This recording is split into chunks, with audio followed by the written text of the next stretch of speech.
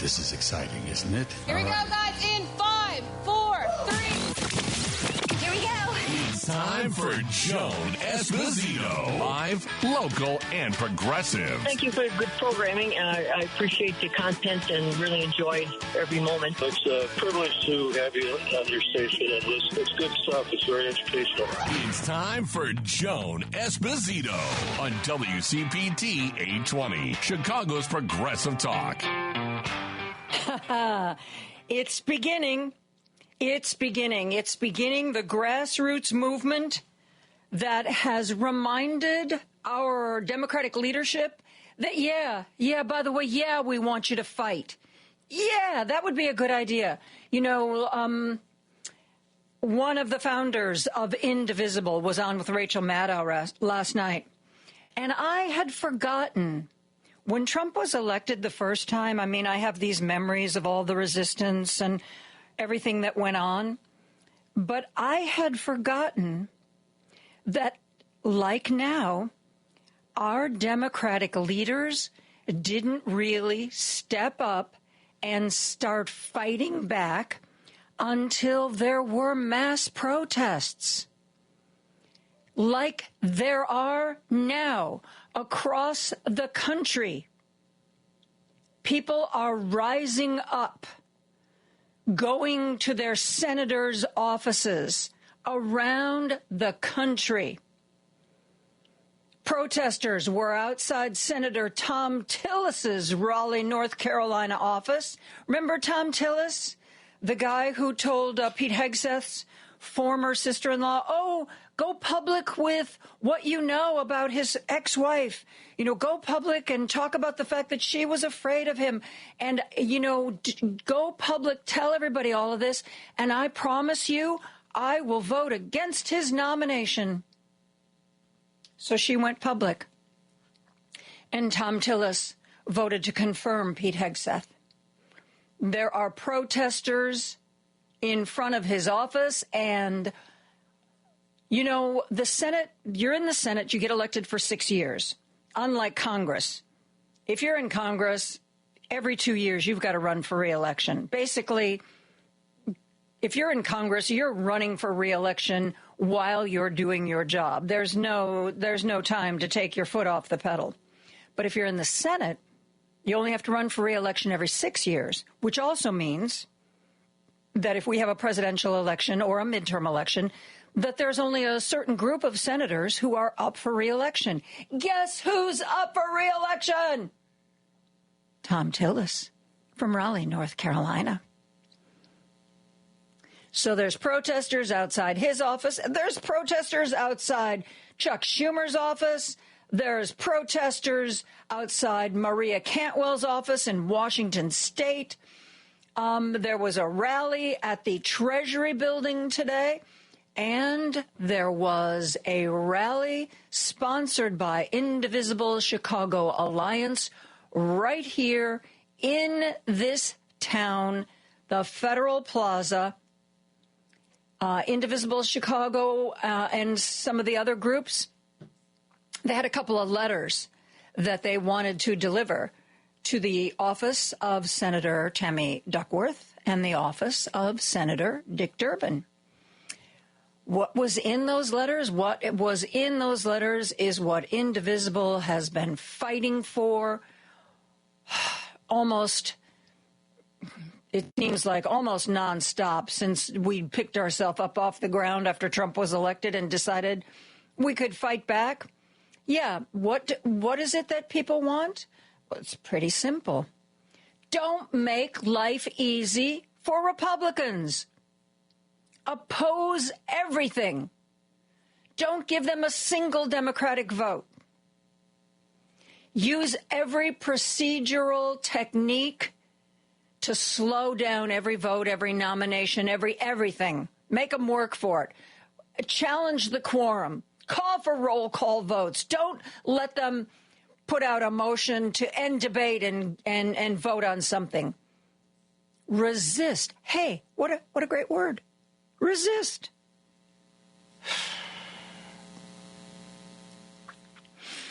That's what Indivisible wants. That's what's in the letter that is being, or was, it was, the rally was at noon today. The letter that was dropped off at the office of Senator Duckworth and Senator Durbin. And as I said yesterday, call the office. Call Durbin's office, call Duckworth's office. Tell them what you think.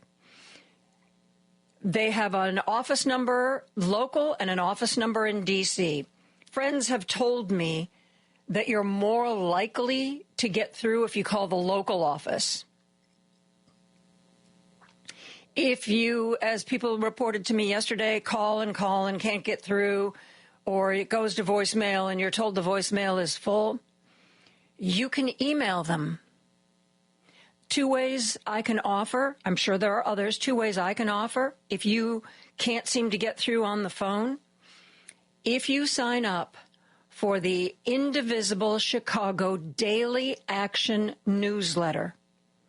First of all, you should be getting that anyway. If you have an email address, you should be getting this newsletter because it's a great way to find out what's going on and what you can do to stop it, fight it, slow it down, make it difficult. What you can do to light a fire under your representatives. Indivisible Chicago Daily Action newsletter. If you do get that in your email box, scroll down to the second item today. There are phone numbers for Senator Durbin and Tammy Duckworth. And if you can't get through, there is a link. Just click the link and you can send them an email. The other way to send them an email is to go to their website. Every politician in the universe has a website. Okay? Everybody in the universe has a website, and every politician has a way for you to contact them through their website. For Durbin and Duckworth, it lists all their office numbers. There's 3 office numbers. I know that one's in Chicago, one's in D.C. I don't know what the other one is. But both of their websites, Durbin and Duckworth, also have like a contact us button. And you click on that button and you can send them an email. And you should. So I believe I told you that your homework was to figure out how to contact your senators. Who is your congressperson? You know, you better double check because I've been redistricted. I used to be a Jan Schakowsky. Now I'm a Brad Schneider. So there's lots of sites that will give you one-stop shopping. You know, you go to your, you put in your zip code. There's one that I like. It's not necessarily the most popular one. myreps.datamade.us. Put in your zip code, your address, and it will give you your local, your county, your state, and your federal representatives. Or go to your search engine. Do you use Firefox? Do you use Safari? Do you use Google? And I like to use DuckDuckGo because it's better privacy than Google. And they have a little box with a little question mark. You put in, who is my congressperson? And click it. It doesn't, believe me, this is one of the easiest things that I will ever ask you to do is to figure out who your people are. And that is going to be really, really important because even though the Democrats are seeing what's happening at the especially federal level, they really haven't kicked into high gear until we started protesting, until we started marching and meeting. And, you know, I'm the kind of person, Yeah, I love a good march. I've been to some great marches, but sometimes you feel like that just doesn't accomplish what you want. I don't think we're going to get laws changed by marching, but we're going to get the attention of our elected representatives. And maybe that's the main point of a march. Light a fire under them. Hakeem Jeffries handed out the minority leader in Congress, handed out a 10-point plan to the Democratic representatives in Congress. Here's what we're going to focus on. Here's what we're going to do. Here's how we're going to do it. And you know what point number 10 was? Within the week, go home and have a town hall. Talk to your voters. I am ordering you to do this, and I am ordering it to happen this week. So pay attention, because if you have a Democratic member of Congress, they are going to be holding a town hall, whether it's in person or whether it's by Zoom. And we need to show up. We need to show up and make sure they understand that this is not a time to say, well, we're going to be business as usual. This is not a time for them to say, oh, but yeah, we should be bipartisan. No, this is a time to fight, fight, fight, resist, resist, resist. And they'll do it if they know that we want them to, because they know if they don't do what we want them to, we will vote for somebody else. And that's very strong motivation. As I said, there was a rally in the Federal Plaza today. The Indivisible Chicago Alliance had a big presence there. Letters were delivered to the offices of Durbin and Duckworth. Kathy Tholen is a board member for the Indivisible Chicago Alliance. She was there at the Federal Plaza today, and she joins us now to tell us exactly what happened. Kathy, thank you so much for chatting with us. Sure. Thank you, Joan, for having me on. Well, I'm so glad, there are, for instance, people like me who have to be here to do a radio show, can't get down to a lot of these meetings and a lot of these protests. And there's a lot of people who, whether for health reasons or family responsibilities, they feel the same way you and I feel, but they can't always attend. So I'm always so grateful, Kathy, for anybody who actually gets themselves out of their comfort zone and shows up for a march or a rally. So set the scene. What happened? What did it look like at the Federal Plaza today?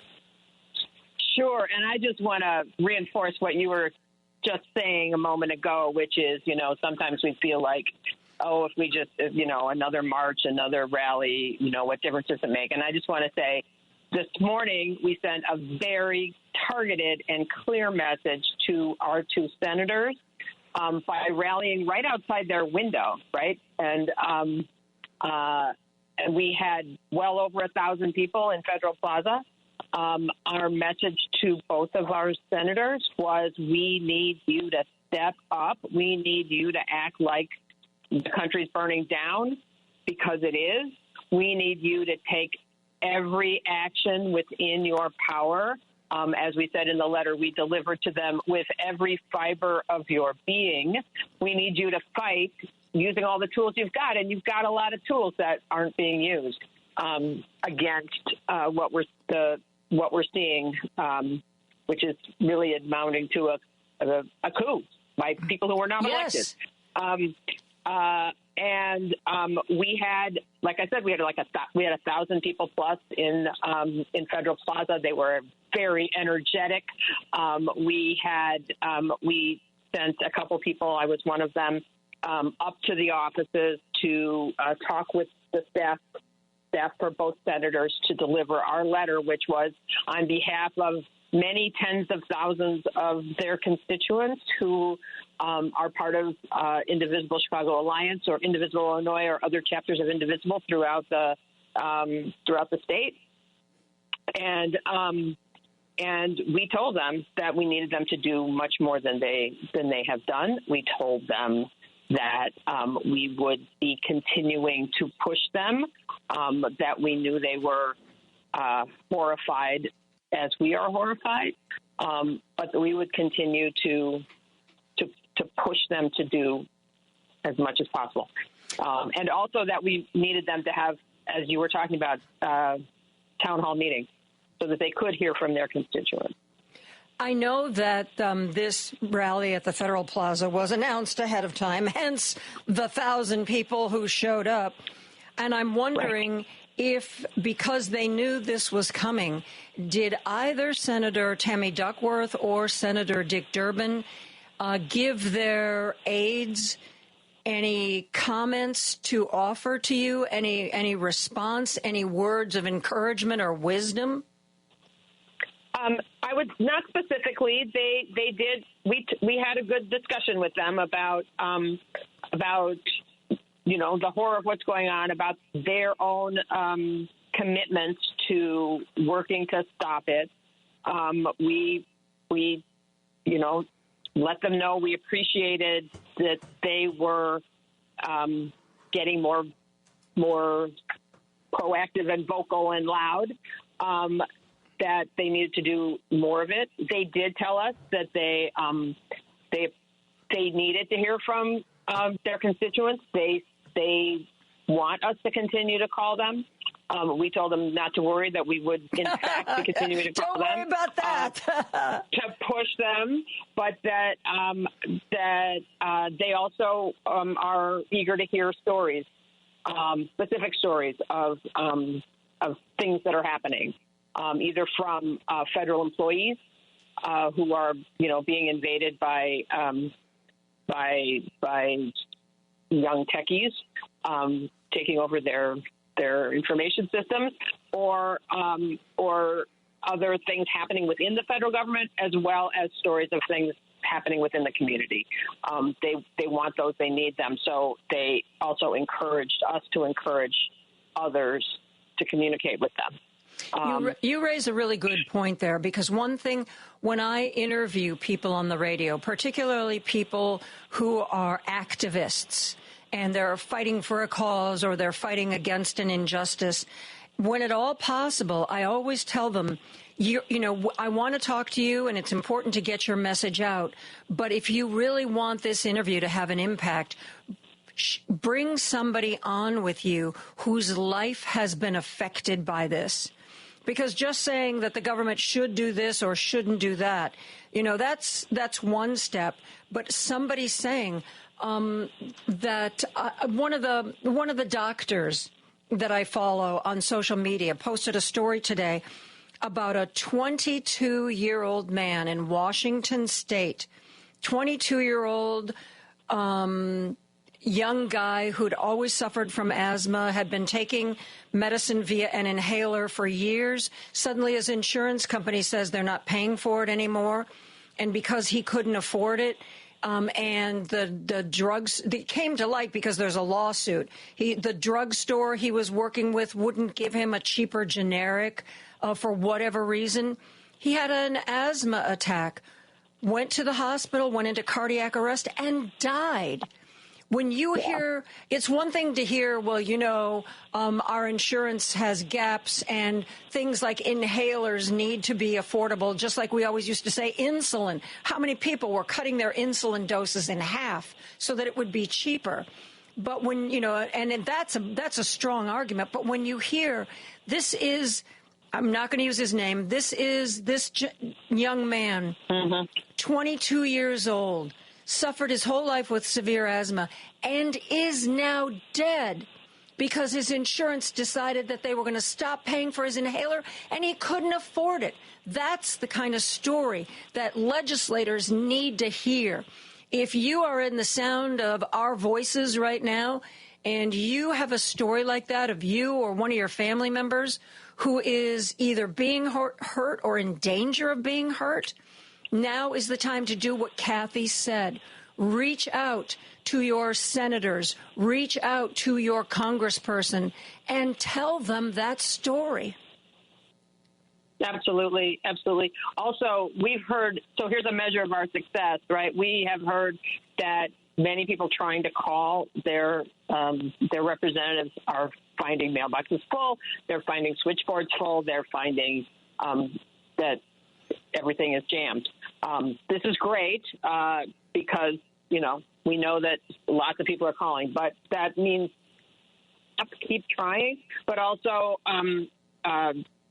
you can email them as well, right? If you can't get through on the phone, if you go to their websites, they all have a email me button where you can send them a message. And particularly now when they aren't hearing from everybody who wants to communicate with them because their phone lines are full.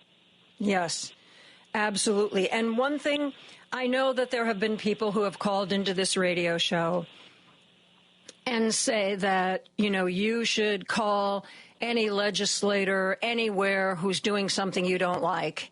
And I'm not certainly going to tell you not to do that, but I will tell you when I have done, like Kathy was saying, generally the actual legislator isn't there. You talk to an aide. An aide is going to be the one who answers the phone. The first thing that they want to know is where you live. You don't have to give them your address, but they want a zip code. They want to know that you are a voter. And if you are, man, oh, man, they pay attention to everything you say. And I know those calls are logged and presented to the legislator. But if you are not one of their voters, I mean, I could hear the woman's disinterest kick in the second she realized I wasn't a voter for her person. And, she was just kind of, thank you.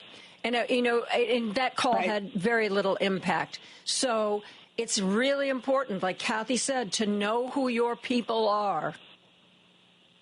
I'm also going to suggest, Joan, that if rather than calling representatives who are not yours, rather than spending your time doing that, spend your time thinking about other people who live in other places who can call their own representatives, right?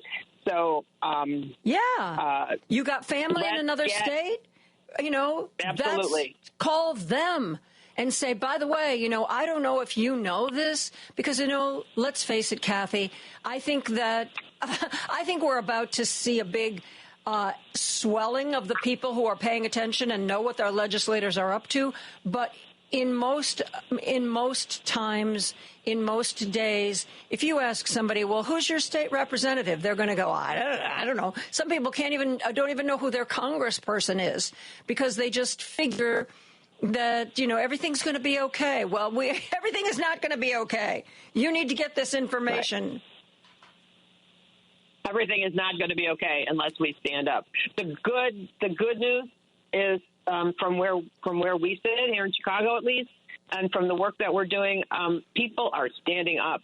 We at Indivisible Chicago have record numbers of people signing up for everything we do. We have, more and more people coming to our website and signing up for action alerts. We see that people aren't going to sit at home then, lock themselves away. They want to be out doing something about this, and that's what's going to save us. And I just want everyone who's listening here to know that that's what's happening. So please join with those efforts because they're real and they're growing, and it's absolutely what's necessary to stop the insanity that's going on right now. If somebody's listening to us and they're in a collar county, obviously Indivisible Chicago, we know that, you want all people Chicago. If somebody lives in DuPage County, should they try to find a local Indivisible, or can they support Indivisible Chicago? There are Indivisibles throughout. Indivisible DuPage, in fact, is one of the signers of our letter today to the senators. And there are Indivisible chapters in suburbs throughout. There are Indivisible chapters throughout Illinois. You can find them by going to the indivisible.org national website, and you can find them. But there are chapters everywhere.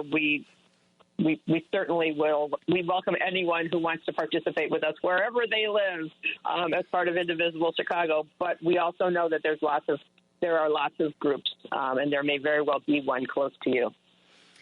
Thank you, Kathy. Kathy Tholen is a board member for Indivisible Chicago Alliance and was at the Federal Plaza today to report for us. Kathy, thank you so much for being here. Thank you, Joan. We are going to take a break. Lady B is going to open up the phone lines, 773-763-9278. We're going to talk to you when we come back after this. Podcasts of Joan Esposito, live, local, and progressive, are available on Spotify, Apple Podcasts, TuneIn, iHeartRadio, YouTube, and Amazon. Just search for Joan Esposito. This is Chicago's Progressive Talk, 820 AM, WCPT Willow Springs, and online at WCPT820.com, where facts matter. Now back to Joan Esposito, live, local, and progressive on WCPT 820. 773-763-9278.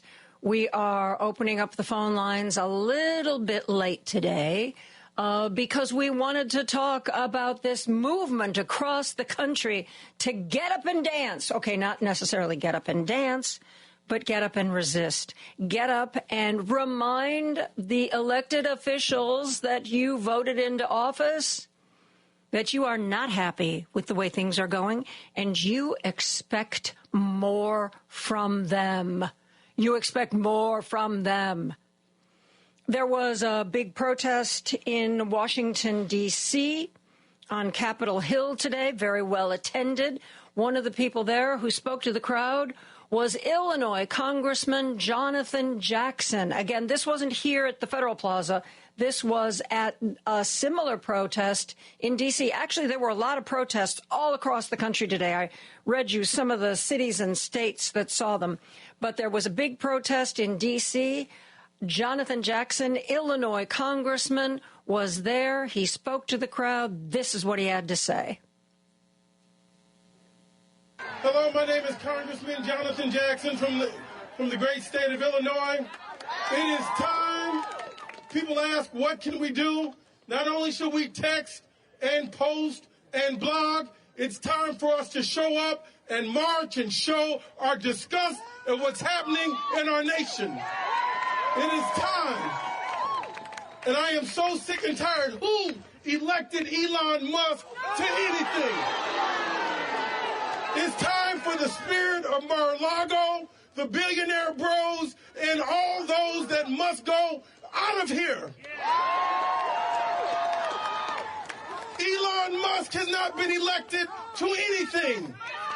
Elon Musk should not have access to our personal financial records. We don't need people running our government that have not gone through security clearance. That same spirit that Elon Musk has, coming from South Africa, and Peter Thiel coming from South Africa. We're not going to have apartheid in America anymore.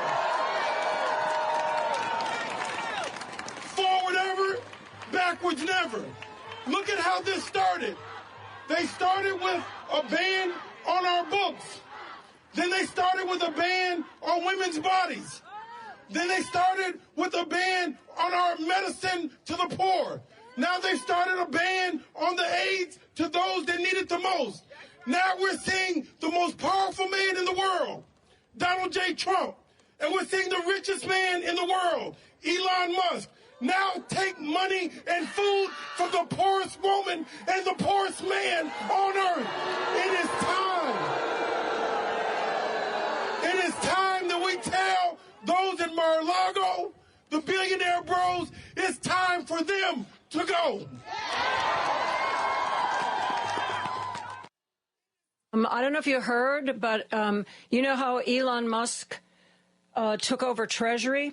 You know, with all your Social Security numbers and all your Social Security information and all your tax returns available. Well, apparently,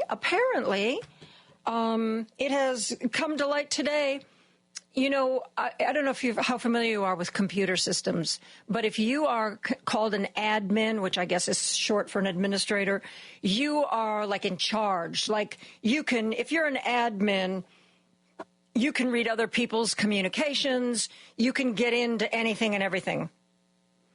Over at Treasury, at least one of the new admins is 25 years old, a 25-year-old tech bro friend of Elon Musk.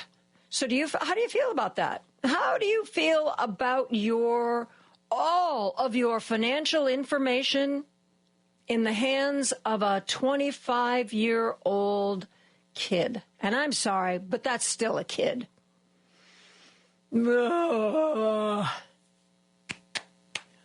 Let's go to the phone lines. Bobby's on the line from Indiana. Hey, Bobby, how are you?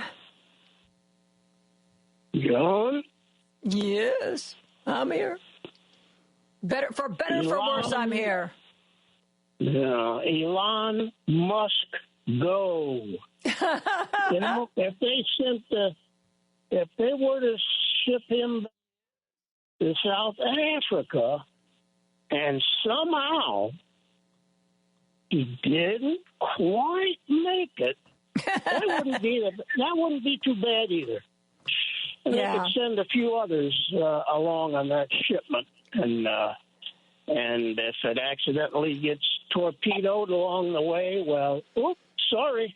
Yeah, and you know, Goodbye. The only problem with that kind of a solution, if you will, if we can use that term, is that there's going to be some other Yahoo ready to take their place. Oh, that's the bad part. I know. I agree with you. That's that's one of the problems with so many people in the world. We got so many, goodniks that you're right. There's a replacement for every. Because I was thinking about, how bad Donald Trump's cabinet picks are.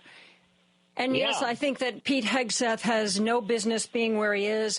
Pam Bondi, I think, is corrupt as they come. But even if those nominations were struck down, who would they pick? They'd pick somebody just as bad, if not worse. Oh, you know it. I agree with you on that. But anyway, first thing I did this week, pardon me, I'm coughing up a lung here. And it always ends this way. And I knew it would. But I said, I'll try it one more time. I called both of my senators. Oh, boy, in Indiana, that you got your work cut out for you with that. I knew. And that's what I tell people, it's exercise and futility. And both of them, the tradition is you call up, you go through the system, and the last thing you do is press whatever it is if you want to speak to someone in their office. And so I pressed that, and as soon as I press that, the line just goes dead. On both of them. But when I call my representative's office, every time, without fail, every time someone picks up. Every time. Now, maybe it's a difference of the fact that my rep is a Democrat. Oh, I don't know. But I have no trouble getting through, and they all, in fact, most of the people that pick up the phone, you're Bob, you're Mr. Winkler. I guess it's my goofy voice. I don't know what it is. They know me, through all my thousands of disguises. And but I get right through and get the message right through. And a lot of times I'll get letters back, whether I want them or not, that make it clear that they got the message. And, that last one. That's when I think, Bobby, you make an important point, because so many people, I think, feel somehow that their voice doesn't matter, doesn't count, that it won't be heard. And I'm telling you, I know this from personal experience. When, say, a congressional office gets a phone call or a letter or an email from a constituent, they take that very seriously, because they know that not everybody reaches out. So when somebody reaches out and expresses a point of view, they make the assumption that there are a significant number of other people who feel the same way, because they know that people don't take the time to do this. So when a few people take the time to reach out and express an opinion, they sit up and take notice. Hey, Bobby, I got to get to a break. Thank you so much for the call. Take care of yourself. And if Southern Illinois secedes, they want to be part of Indiana. So you could have more goodness coming your way. We're going to be right back after a commercial. There's no excuse to miss Joan Esposito. It's number one on my stereo. Live, local, and progressive. You can listen to her daily at WCPT820.com on your computer or phone. You're listening to WCPT 820, because facts matter. Want to join the conversation? I'm going to say exactly what I think here. Got something to say? Everyone needs to hear what I got to say. Call Joan now at 773-763-9278 and join the conversation. Joan Esposito. Live, local, and progressive on Chicago's Progressive Talk, WCPT 820. So let's get right to those phone lines. Our good friend Jim is on the line. Hey, Jim, how are you today? Feeling any better? Hi, Joan. Yeah, I waited for a plumber. It's like waiting for an astronaut to come from Mars. But anyway, my Republicans that I do talk to, I ask them, what is Project 2025? Who is the Heritage Foundation? Who are these scribes that wrote it? Why did they write it? Well, a couple of them respond, well, it's for the Republicans, isn't it? That's all they're concerned about, as long as it's for the Republicans. But they have no idea what's in it or what their motives are, and nobody on earth really knows what their motives are. But the point is, these negotiations in Palestine, they're going to the second part of it to try to keep the peace there and save lives. But the Heritage Foundation has picked a dog in the fight, and they're for the Zionists. And I don't see any Palestinian intellectuals involved in this, in these negotiations. Trump's envoy to the Middle East, I believe, was it him or Mike Pompeo who said there's no such thing as a Palestinian? You raise an interesting point, and I didn't talk about this yet because, I believe that Donald Trump does a lot of things. He knows how to lead mainstream media, legacy media. He knows how to lead them by their nose. So he doesn't want people paying attention to what's going on at Treasury. He doesn't want people to know that virtually every employee at the CIA has been asked to resign.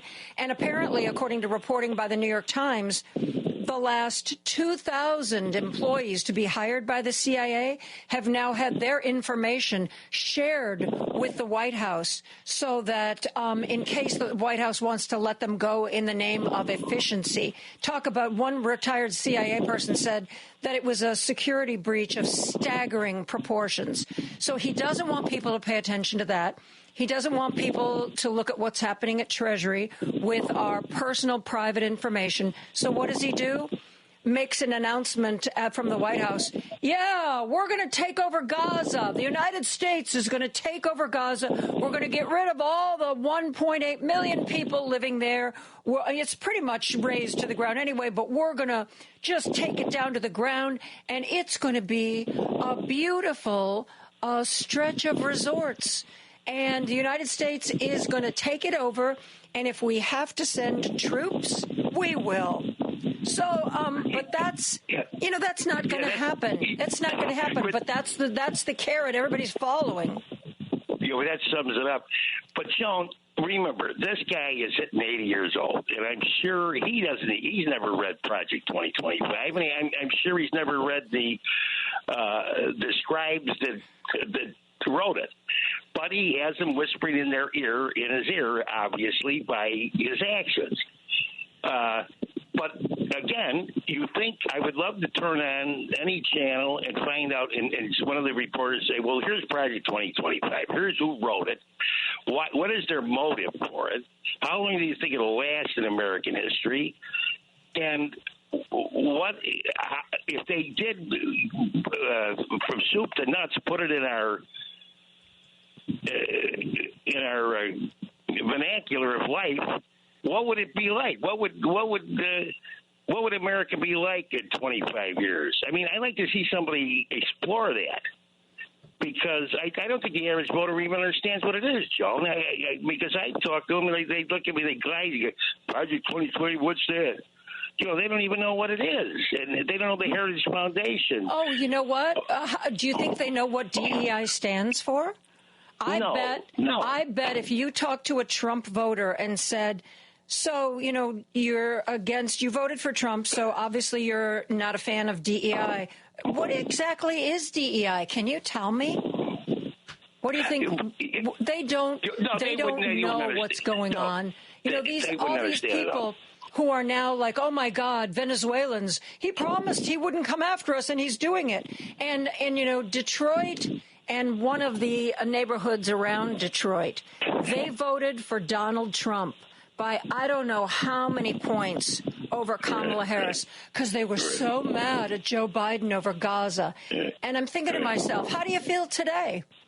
Right. Because, it didn't take a lot of investigation to find out that Donald Trump had already said, whatever Benjamin Netanyahu wants is fine with me. I don't understand why he doesn't just level Gaza. So that's the guy you put in the White House because you were just so mad at Joe Biden. He's just not taking a strong enough stance. How are you feeling today? Yeah, I know it.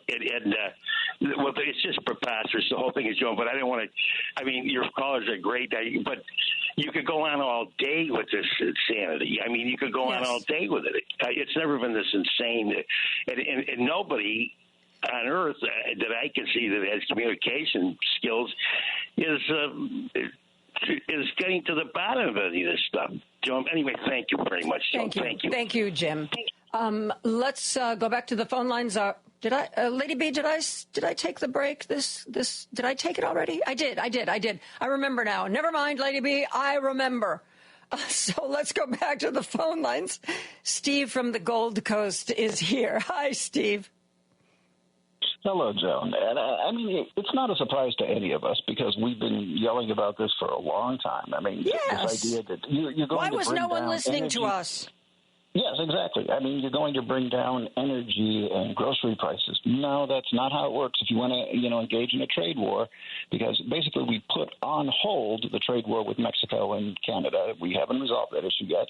We have existing tariffs now on China, so that means a lot of the things that you pay for and buy, especially working class people at stores like Walmart, you don't have to worry about it, if you're shopping on Neiman Marcus so much. But, if you're a Walmart shopper, you're going to feel it. So this was what he ran on. But then in addition to that, you remember we were supposed to resolve the conflict in Ukraine in the interim, right after he was elected. Well, guess what? It didn't get solved in the transition, and he's been president for a couple of weeks. Still no movement on that. What a surprise. The rest of us knew that he wasn't going to be able to resolve this. And now, to the chagrin of his base, these are people who voted for him in part because we're going to keep America out of these international conflicts. And, we need to just mind our own business. And so all of a sudden, he was advocating something that no American president has done in the last 50 years, which is the idea of we're going to put American troops on the ground. When in Beirut, the barracks he was promised bombed. there would be no more wars.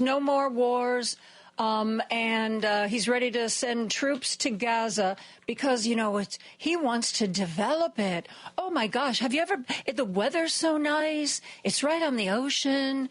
He wants to, so yeah, and he'll use the American military if he has to, according to his press conference with Netanyahu, if that's what it takes to hold it. So I guess sending American troops into danger was another one. Should we start keeping track of all the campaign promises that he breaks? Yeah, and they're walking that one back, obviously, today, as much as they can, because they realize how ridiculous it is.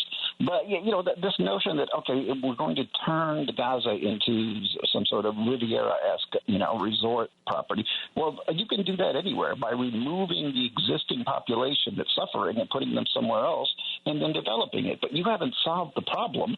You've just moved the people who have been suffering somewhere else. But guess what? You can't move them because no one's agreed to take them.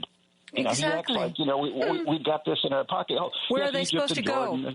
Apparently, I didn't realize this, Steve, till recently, but apparently a lot of the Palestinians who were living in Gaza were there because they used to live on the West Bank. And they were kicked off the West Bank when Israel started putting settlements there. And basically, a lot of times from stories that I saw in the news media way back when, Palestinian families would find almost like eminent domain. Israel would come in and say, yeah, you think you own this house and this property. You don't. We're taking it over.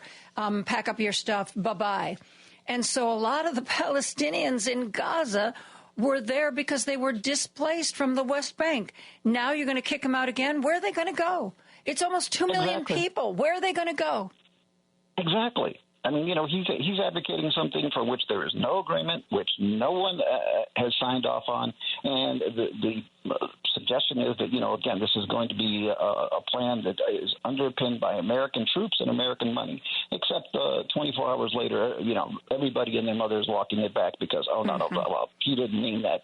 Because, again, this is what his people voted for, to stay out of things like this. And no Democrat has ever suggested anything like this, but Donald Trump is now apparently suggesting the occupation of Gaza. And that would mean, obviously, a quagmire because, it's worked so well for anybody else who's tried, peacekeeping in that region. So, I mean, like I say, this is what you get when you get a child in the office who doesn't understand things. Who thinks He's like that, a 2-year-old. We'll just redevelop it and turn it into golf courses and, hotels, and that'll make it nice. As if the people there are going to be the ones living in or checking in those hotels and playing on those golf courses. No, it means you have to get rid of them. Yeah, exactly. Steve, thank you so much for the call. It is always a pleasure to chat with you.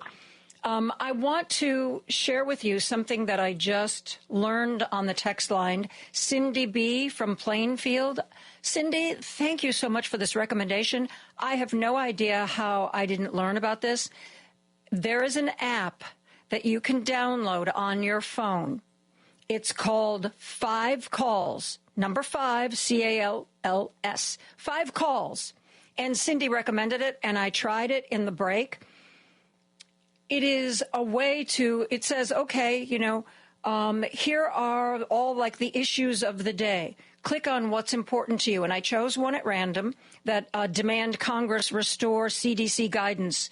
And I clicked on it, and it said, "Okay, here's what we know about that issue, and what's your zip code?" And I typed in my zip code, and it said, Tammy Duckworth, Dick Durbin, and Brad Schneider. You want to call Brad Schneider? Here's his phone number. And in case you've never done this before, here's a script. Hello, my name is, and I'm a constituent from. I'm calling to urge Representative Brad Schneider to take immediate action to restore the HIV, STIs, LGBTQ health, and contraception guidelines and health resources on the CDC website. And then, they give, here's a number of reasons why you might want that. If you, don't have something to say on your own, look and see if any of these reasons resonates with you and add it to your call. And it says, if you leave a voicemail, leave your full street address so that somebody like Brad Schneider can know for sure that you're a constituent. Oh, my God, it's so easy.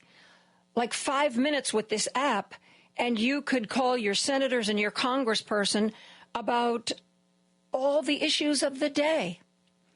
Cindy B. from Plainfield. You know, I have the most well-informed audience, I think, of any radio station in Chicago.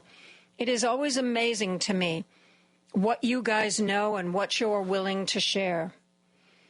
For the person who texted in to complain about Danny Davis and the fact that at least that texter feels that they never hear from him unless it's election time, I said, call his office. Call his office and say that. You know, by the way, here's my zip code. I'm a Danny Davis's constituent, and I want him to do this. I don't want him to do this other thing. And you know what? I'm really looking forward to his town hall, the town hall that Hakeem Jeffries mandated. It wasn't a suggestion. Hakeem Jeffries has issued an order to every Democratic member of Congress, whether it's in person or by Zoom, to have a town hall before the week is out. So call Danny Davis's office and say, when's that town hall that Hakeem Jeffries mandated? When's it happening? Is there going to be a Zoom link? Do I have to be somewhere in person? Just give me all the details. Who's your congressperson? Find out. Use this app, 5 calls, if you want to register your opinion on a lot of the issues of the day. Whew, we got a lot done today now, didn't we? Aren't you proud of yourselves? We are going to be taking a break for news, and when we come back, we're going to be talking to Tiffany Muller, who's with End Citizens United. Remember Citizens United? The Supreme Court ruling that said corporations are people, therefore they can basically give as much money as they want to any candidate? Yeah, that's one of the tools that was used to demoralize and disable us. We're going to talk to Tiffany Muller when we come right back after this. Remember when you get to work to hop over to WCPT820.com or the TuneIn Radio app and stream The Stephanie Miller Show. Weekdays 8 to 11 a.m. on Chicago's Progressive Talk, where facts matter. Alexa, play WCPT. WCPT from TuneIn. It's time for Joan Esposito. Live, local, and progressive. Joan, as always, exceptional work from you. From, your TV days all the way up to today. You're truly exceptional, and thanks for this great show you have. It's time for Joan Esposito on WCPT 820, Chicago's Progressive Talk. I am very, very pleased to welcome to our airwaves today Tiffany Muller, president of End Citizens United, Let America Vote. Tiffany has some thoughts about a lot of things, but especially things like this Trump and his billionaires. Tiffany, how are you doing today? Joan, it's so good to be back with you, and I don't know how I'm doing today. It feels like every day is a new existential crisis right now. Am I right? Yes. Yes, indeed.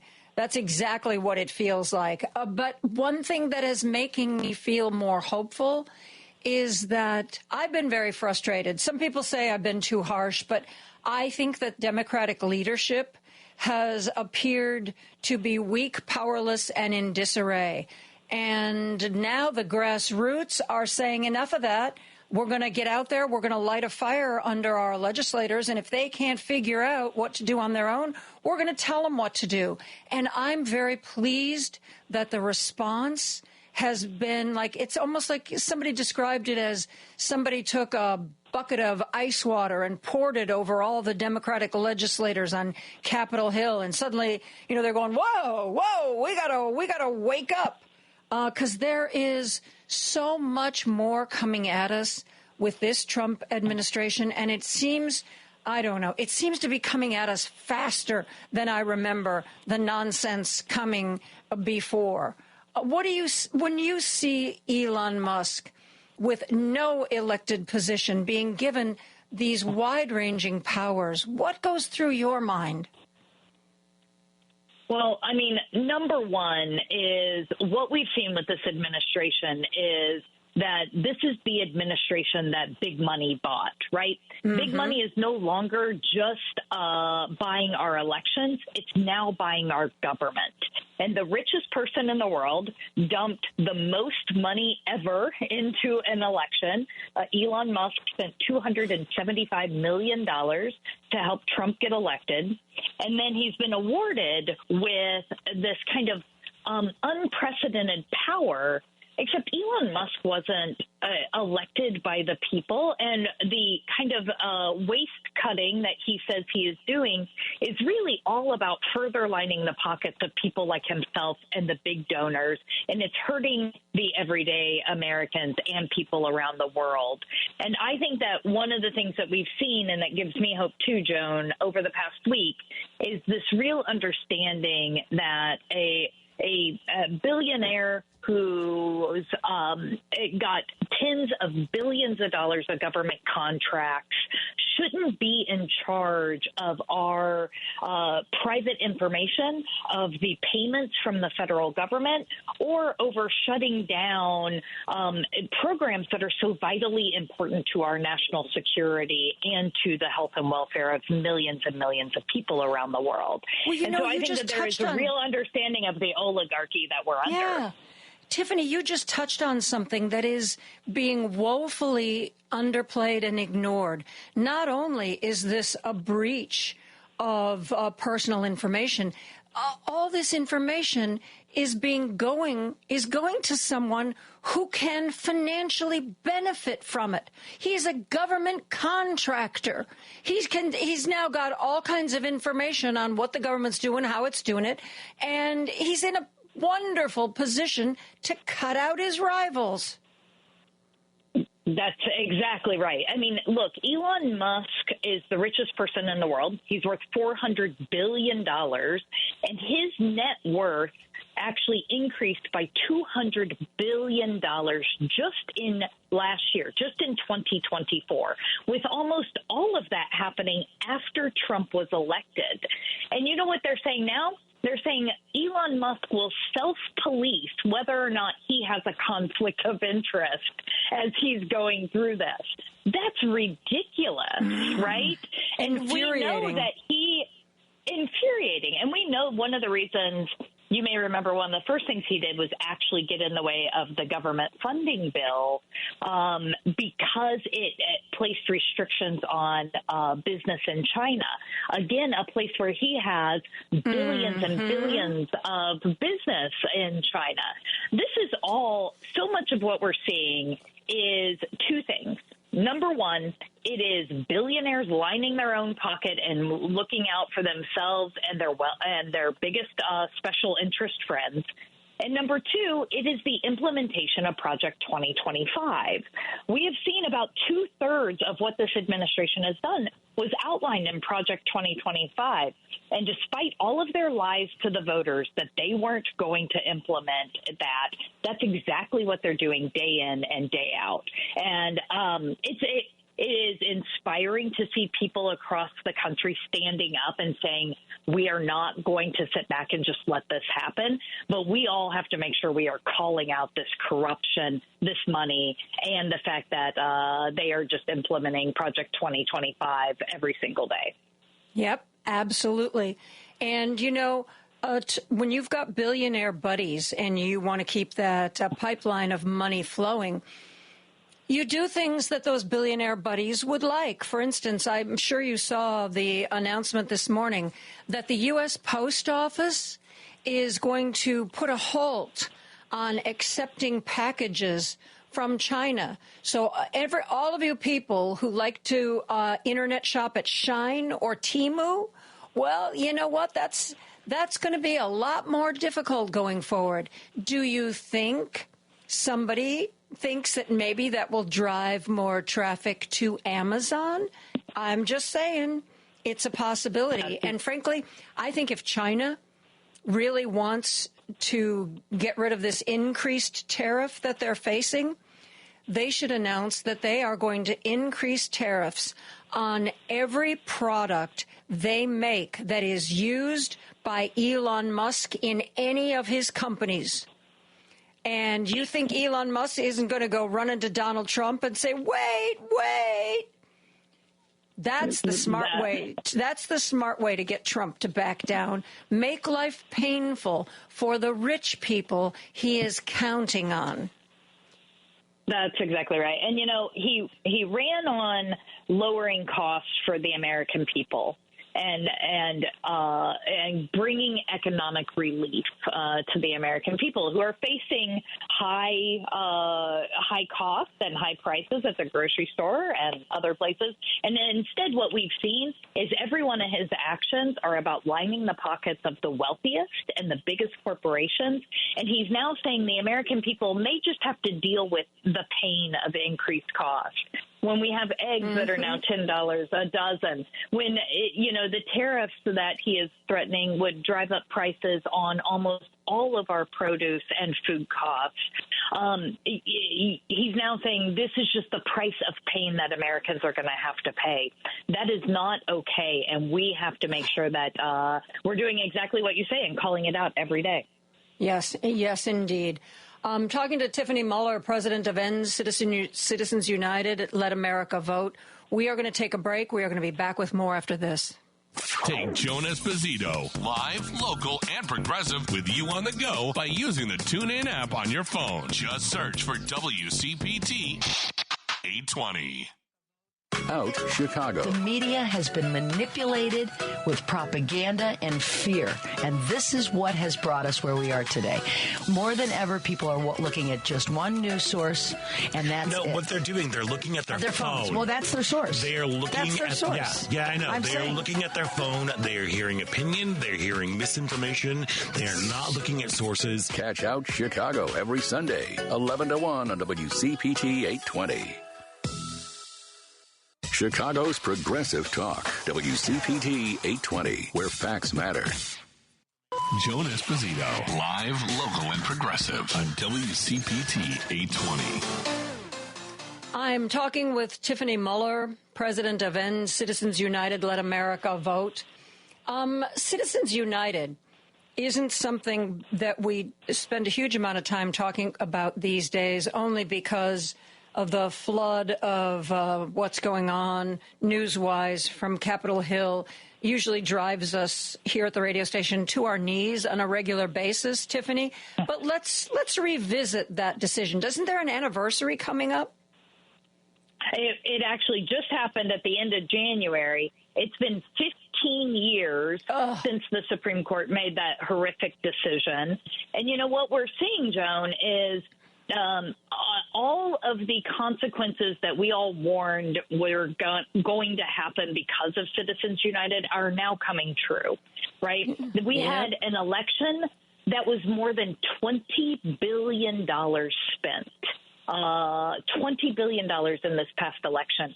And on the Republican side, just 10 donors accounted for 44% of the total money that was spent to elect Trump, including, obviously, the $275 million from Elon Musk. And so we're now seeing that these billionaires aren't just flooding our elections with money, but they're now using it to buy cabinet positions. So we have 13 billionaires that are being confirmed for the cabinet, and they poured more than $300 million into the election. And now they're in charge of the very governmental agencies that regulate the businesses that they make money from. So this is corruption on a scale we've really never seen before.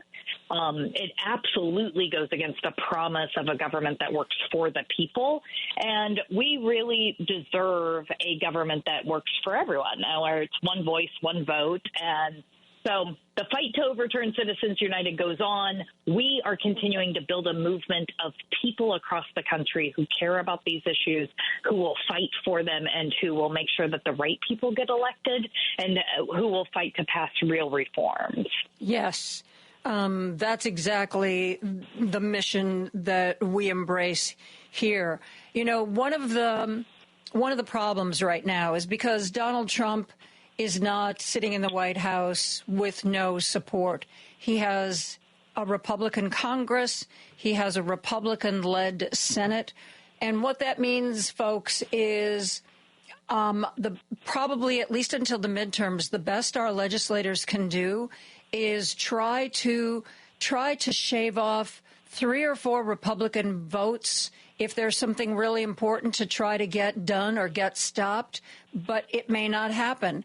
And Democrats can put out bills, but they're never going to get out of committee because, as the far radical right has shown Mike Johnson, just like they showed Kevin McCarthy, they are going to lose their position of power if they dare to try to do something in a bipartisan manner.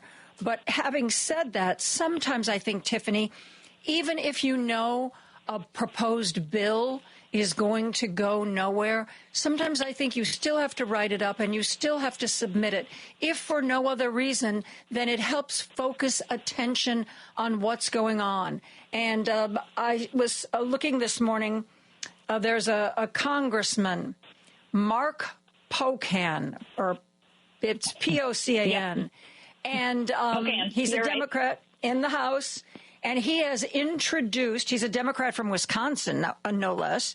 He has introduced a bill called Eliminate Looting of Our Nation by Mitigating Unethical State Kleptocracy, the Elon Musk Act, which would ban special government employees, like Elon Musk is now, from having federal contracts. If Elon thought that the money Tesla gets and the money he gets for SpaceX was going to dry up, he would disappear from Washington so fast he wouldn't even leave a trail. That's exactly right. And look, Congressman Mark Pocan from Madison, Wisconsin, is one of the greats on these issues and is been working to call out the special interest money and how it's hurting working families. He is standing up for unions and standing up to the biggest corporations every single day. All of your listeners should get to know him.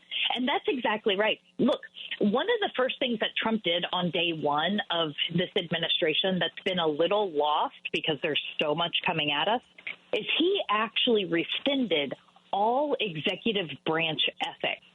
So things like making sure that there was disclosure and transparency on conflict of interest, having cooling off periods between being a lobbyist and coming into government, not being able to get a golden parachute from corporations that you regulate in government, all of that. He got rid of all of it. And you're absolutely right that he's allowing people like Elon Musk to continue to have massive tens of billions of dollars worth of contracts with our government while also being in this huge position of power. It is a blatant conflict of interest. And he's not the only one. Dr. Oz, who's going to take over Centers for Medicare and Medicaid Services, has at least $56 million in investments in 3 companies who have business in front of CMS. Scott Bessent, who was the Treasury Secretary, he has $150 million of open positions on the stock market that are tied to the value of the U.S. dollar, meaning he's got a bet on the value of the U.S. dollar, and he's going to become Treasury Secretary, where every single thing he does impacts the value of the dollar, right? And none of them have had to divest or to get rid of these conflicts of interest because we're seeing the most corrupt administration in our nation's history. It really is. The corruption really is breathtaking. And even without those really obvious things that you just mentioned, I know that AOC did an interview with Jon Stewart. And one of the things that she said is, you know, we need to point out corruption, whether it is in the Republican Party or whether it is in the Democratic Party. And she said, one thing that I would like to see happen is a ban on insider trading by Congresspeople. And Jon Stewart was like, I think that's a wonderful idea. She said, you can't even imagine how many people get elected to Congress as just regular folks. And by the time they leave Congress, they're very wealthy people because they see what's happening, they know what's going to happen, and they know where to put their money. And that is supposed to be illegal. If you do that, Tiffany, or if I do that, we're going to go to the pokey.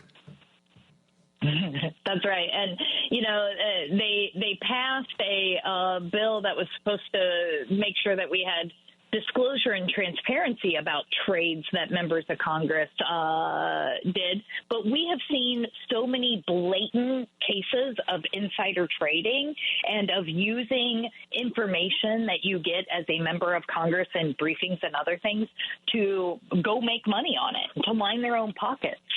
We absolutely need to ban stock trading by members of Congress. We also need to make sure that they aren't just using their position to go cash in to become lobbyists afterwards. And because this is about public service, it's about making sure that every decision they make is actually in the best interest of their constituents. And too many of them right now are doing exactly what you say and using it as a way to line their own pockets. And so it's really no wonder that the American people don't have faith and trust in our government right now because it's not working for them. Yeah. Well, of course, what you're saying makes perfect sense, but I don't think we're going to see it, anytime soon, because we have a commander-in-chief who just said, let me move out 2 million Palestinians. The United States is going to take over Gaza, and we're going to develop it. Oh, it's going to be beautiful. There's going to be resorts. It's going to be amazing, and the United States is going to own it. So when we've got, when we have a grifter in the White House, it might be a real stretch to try to create a stronger ethics platform for the people under the grifter-in-chief. You're exactly right. And you're exactly right about what's happening with that Gaza statement, too. In March of 2024, Jared Kushner talked about how valuable that waterfront property in Gaza was. And what a lovely... Yes, that was like, yes. And who thought... at the time we thought, that's just Jared being Jared. Well, no, we now see exactly what is happening. It is immoral. It is corrupt. It is inhumane. And I am glad to see other countries across the world speaking out so compellingly today about that this is not a solution at all. And obviously sending our troops over so that he can develop and line his own pocket is just obscene to even talk about. But you're absolutely right. I don't expect that we're going to see Republicans being willing to clean up the corruption and take on ethics reforms in the next 2 years, which means it's even more incumbent upon the Democrats and upon all of us who care about these issues to speak out, to call out the corruption, and to demand real change, and to make sure people are running on this and talking about it. That way, when we actually have the vote so we can get something done, and, knock on wood, we can take back the House in 2026, that we actually have the people who are committed to real change and who will make this the number one priority when they get into office. I believe we can create that kind of momentum, and we can see that happen. For End Citizens United / Let America Vote, what plans do you have for the immediate future and leading up to the midterm elections? Well, in the immediate future, we are working every single day to call out the corruption that we're seeing in this new administration. We are doing research on all these cabinet nominees. We're working with our allies on the Hill to make sure that we're getting questions in the hearings and into the confirmations. We're digging into all the conflicts of interest that we've been talking about here, and we're connecting our millions of members across the country with the great, amazing rallies and protests and other things that are happening across the country, because we all need to stand together.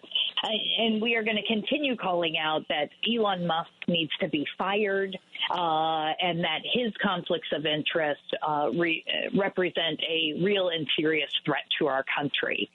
Additionally, yes. we know that corruption is going to be the compelling message in the midterms. And so we are working from day one to make sure that we're educating voters, that we keep this front and center, that even as Trump throws everything at the wall to try to keep us always responding to him, that we're going to stay laser focused on putting out the message that he is out for himself and his big donors, and it's at the expense of everyone else. And I believe that message will help us win back the House in the midterms. What do you think, other than taking the spotlight away from Donald Trump? You know, because Donald Trump, when people first started saying President Musk, and Donald Trump posted that social media post, well, you know, I really love the guy, but he's got to stay in his lane. Aside from poking his ego and sense of importance, do you think there's anything Elon Musk can do to get fired by Donald Trump? I think that that's one of the biggest things. If he goes against something Trump wants, or he makes Trump look bad, or it becomes clear, as it is to all of us, who's really calling the shots. I think those things, and we've seen Trump do it time and time again, right? He turns on people incredibly quickly. And so, I think that at some point that will happen. I don't think he's just going to fire him because he thinks that his conflicts of interest are corrupt. I think we have to create enough of a backlash and enough of a problem for Trump that he feels like he has to throw him under the bus. Yeah. I don't know exactly when that opportunity is going to arise, but I think all of us have to continue to keep the pressure on to create it. And, I think for everyone who's listening, I think just continuing to call out all of the ways that he is harming the American people is really important, because as those voters move away from Trump, that's going to create a political reality that's untenable for him to get his agenda passed. Tiffany Muller, president of End Citizens United, Let America Vote. It's always a pleasure. Keep fighting the good fight. Well, I'll keep fighting. You do the same, and thanks for having me back. Always. We are going to take a break. We're going to be back with more after this. If you've missed any of today's show, you can listen on Spotify, Apple Podcasts, TuneIn, iHeartRadio, YouTube, Amazon, or HeartlandSignal.com. Just search for Joan Esposito. Live, local, and progressive. WCPT replay. We have to make sure that our elected officials, and I've said this so many times in the last 2 weeks, we have to make absolutely certain that they are having darn near a daily press conference, if not on Fridays before the weekend and on Mondays when people come back. Here's what the Republicans are doing that's garbage. Yep. Here's what we're doing to change that or affect that. This is our position on this item, whether it be House members or Senate members or both. And it needs to be out in public every single, at minimum, week. But we also have to highlight when they have any of these sort of infighting items going on. Our leaders have to be willing to say, "This is, y'all going to get more of this. This is what you're going to see. It's going to happen more and more. They're not going to be able to fix it because they're not the party that's really the party they said they were." Keep listening to WCPT 820 because facts matter. This is Chicago's Progressive Talk, 820 AM, WCPT Willow Springs, and online at WCPT820.com, where facts matter. Joan Esposito, live, local, and progressive on WCPT 820. I am very pleased to welcome Keith Edwards to our show, Democratic strategizer, YouTuber, TikToker, Blue Skyer, Substacker. He's everywhere, and he writes some really interesting stuff, which is why he's everywhere, because people really are interested in his content. He's talked to Adam Schiff. He has given advice into how to survive the next Trump administration. He's even did an interesting post about the different platforms he's on and what he's learned about them. Keith, welcome to our show. Oh, my gosh. Thank you so much for having me on. You know, I just realized I've given you a big intro. That's a lot to live up to, but I don't want you to be nervous. We are very gentle. I don't think I'm nervous. Good. No, I mean, that's very sweet of you. Thank you for that intro. There's so much that you've written about that I want to talk about. Let's start with your How to Survive Trump 2.0 advice. Would love to hear that. Well, I think the main takeaway from that piece is the way to survive something is not to avoid it, but to get through it. And I think what we learned, I think one lesson we can take from COVID and maybe even the first Trump administration is that when we as a culture are put through a lot of pain and grief, we have to process it and we have to actually acknowledge that it's happening. Mm-hmm. And I think one of the problems I feel like we're experiencing right now is that no one is kind of just saying like, this is going to suck for a little while. And part of the piece is acknowledging that this is going to be really hard and not sugarcoating it. Because I think when you understand what moment you're in, you're better prepared to fight in it. And I think there's a lot of avoidance happening, and I do touch on that in the piece too, where it's okay to like say, all right, I can only give myself 20 minutes a day for the news or whatever it is, but can't avoid it because this is happening. It's real. It's bad, but we make it worse if we don't avoid it and we try to go around it because there's no going around this. We have to get through it. Sadly, there is not. There, though I did see, who was it? When Trump first got elected, somebody posted that, oh, I know, it was one of the cruise lines. They offered a 4-year cruise, and their marketing was, you know, get on the boat, and when you finally get off the boat, it'll all be over, and you won't have had to live through it. And it, you know, it was a little pricey, but I could see the appeal. I guess, but I mean, I'm an American through and through, and I just feel like Americans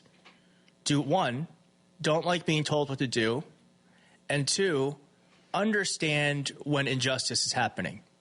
And we're about to go through a process where a minority party is going to try to inflict its opinions on the majority.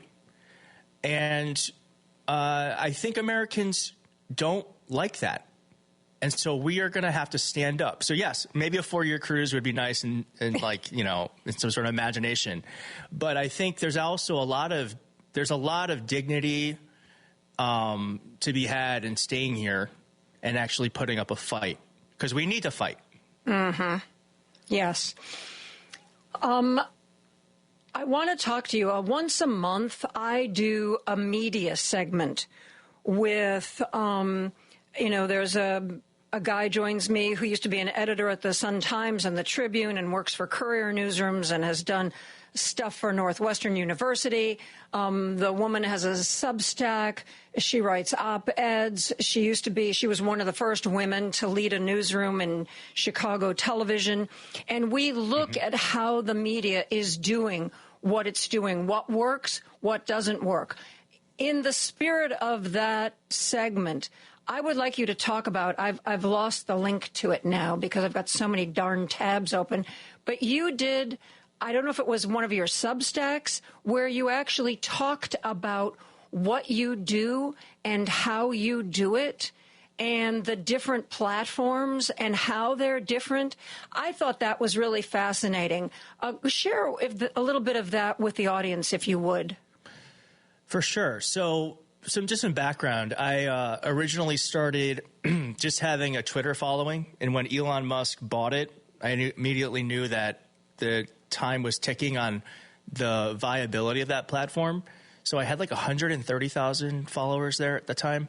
I now have nearly 1 million across all the platforms, and that happened within the course of, let's say, like 15 months.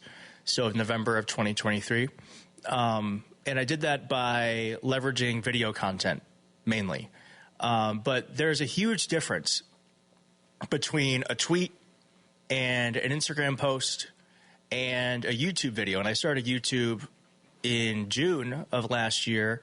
Is your YouTube channel called No Lies Detected? It's called, no, it's just my name, Keith Edwards. Okay. It's a Keith Edwards show. But on YouTube, I just hit 300,000 subscribers yesterday, actually. And so there is a huge difference in these platforms. And I think it's important for folks who are interested in communicating online to understand that, especially if you're a politician or if you're an organizer. It's really important to know that, you know, what works on YouTube doesn't necessarily work on Instagram. One example is that on Instagram, if you're doing like a reel, right, you want to really front load the idea. You got to get the most interesting bit out within the first 5 seconds. Otherwise, someone can swipe away. YouTube, people are sitting down. I think more than half of my audience watches it on their TV. So they are like ready. They are primed to consume content. And so they don't need a quick hit. You can actually, it's more of like it's just more of a dance on YouTube where you're trying to you want to get people invested within the first 30 seconds, but you're not trying to give away all the information at once. You're trying to really lead them on through a story. And that's when you're doing YouTube the best. So there is a huge difference between all these platforms. I post very little on Instagram, but let me just offer you this. If you have a dog and you're holding your dog or petting your dog, that I think that people will give you a little bit more time before they click away, because I believe that Instagram was made for dogs. Humans, they do okay, but it's really a dog medium, I'm pretty sure. I've never, I have a dog. It's so funny. I have a dog and I never use her in my content. People don't even know she exists. Just like the total huge mistake. Dog. Huge. I give you this for free. I give you this for free. It was recently. Yeah, it was recently announced. The J.B. Pritzker, our governor here in Illinois, helped organize a Democratic governor call to Chuck Schumer, who I think we both have from time to time felt was a little bit asleep at the wheel. And the Democratic governors were like, you got to get out there. You got to do things. You got to start talking. And one of the things that Chuck Schumer apparently told them was, well, we're going to try to get better with social media. Cory Booker is really good at it. And he put together a PowerPoint presentation for the Democratic members of the Senate. Like, this is TikTok. You should probably post 3 or 4 times a day. This is Facebook. This is Instagram. And I thought to myself, dear God and heaven, what, I know that it has been pointed out by you and by me that a lot of our legislators are super senior citizens. But I thought, dear God, I don't have to be out there. I'm not running for office. But even I know how the basics of social media work, for God's sake. And I'm an old fart. So what's going on? That is the dire situation we find ourselves in. I think ultimately speaking, if it were 20 years ago, let's say we were just in a different timeline where authoritarianism wasn't knocking at the door, perhaps infiltrating our government. It was probably for the best that our lawmakers are not great at social media. That's probably good. It's probably a good thing for democracy, right? Unfortunately, right now, we find ourselves in a position where attention is the biggest weapon we can have right now against Elon Musk and Donald Trump. And the best way to get attention is to not only know how social media works, but know what to say on social media to make sure it travels as quickly as possible. And so that Cory Booker's, I mean, my God, I hope that was just one slide, because it's so not about, like, that's such a 2009 way of talking on social media. Like you talk about, like, you post on Facebook twice a day, on Instagram once a day. That's just not how it works, first off. It's just not how it works. I post on YouTube 5 times a day sometimes. I post on Instagram 6. It just depends, you know. But it's not even it's about what you're saying and knowing the strategies that are correct for the platform. So it's not great. Ultimately, it's not great. Chris Murphy yesterday went live on Instagram. And God bless them. They're trying. They're trying. Yeah. Yeah. Well, you did an interview recently with Adam Schiff. I think Adam Schiff is a very bright man, but I think he embodies the Democratic legislator as college professor, someone who, whether he means to or not, always, I get the feeling he's looking down his nose at me, that he is either a little smarter than me or he wants me to think he's a little smarter than me, which is what a lot of people say, that sort of professorial attitude is what's turned off a lot of the blue-collar voters, this idea that somehow Democrats are the elites. So having given you all of my prejudices, tell me, when you talked to Adam Schiff, what you came away with. Well, first off, I don't think your characterization of the Democratic Party is wrong. It is increasingly more and more a party that is insular, that is telling other people how to act and how to feel, and uses shame as a way to try to control people. So I get that. Also, we just use language that no one uses within the party itself, like real people don't use. And I am a non-college educated white man, so I understand their critiques. But I think Adam Schiff talks like a politician, which is not bad, right? It's no, again, like, that is bad. That's bad. It is Keith. bad now. It is bad now. I want somebody like, God love Bernie Sanders. He can say, this is wrong.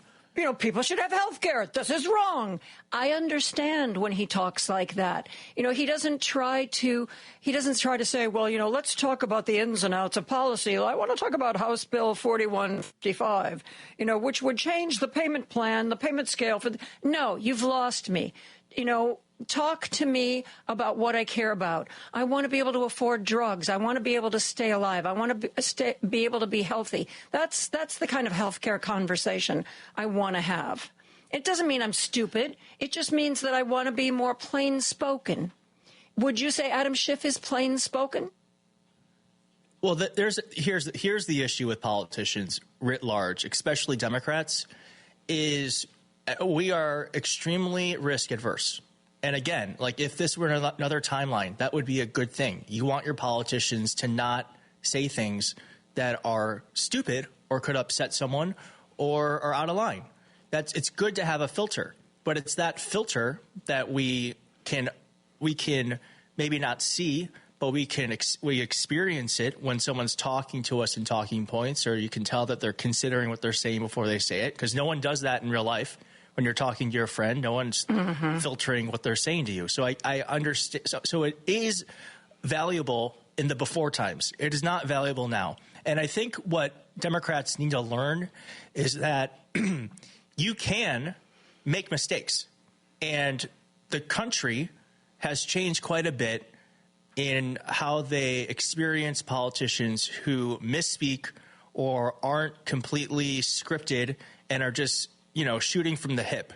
And it's definitely something that I think we could just try more as a party, is lifting up people who speak without scripts, but just speak from their heart. And they're not like, if you watched AOC on our Instagram Live 2 days ago. I was just going to say, lift up those people, but except we didn't lift up AOC.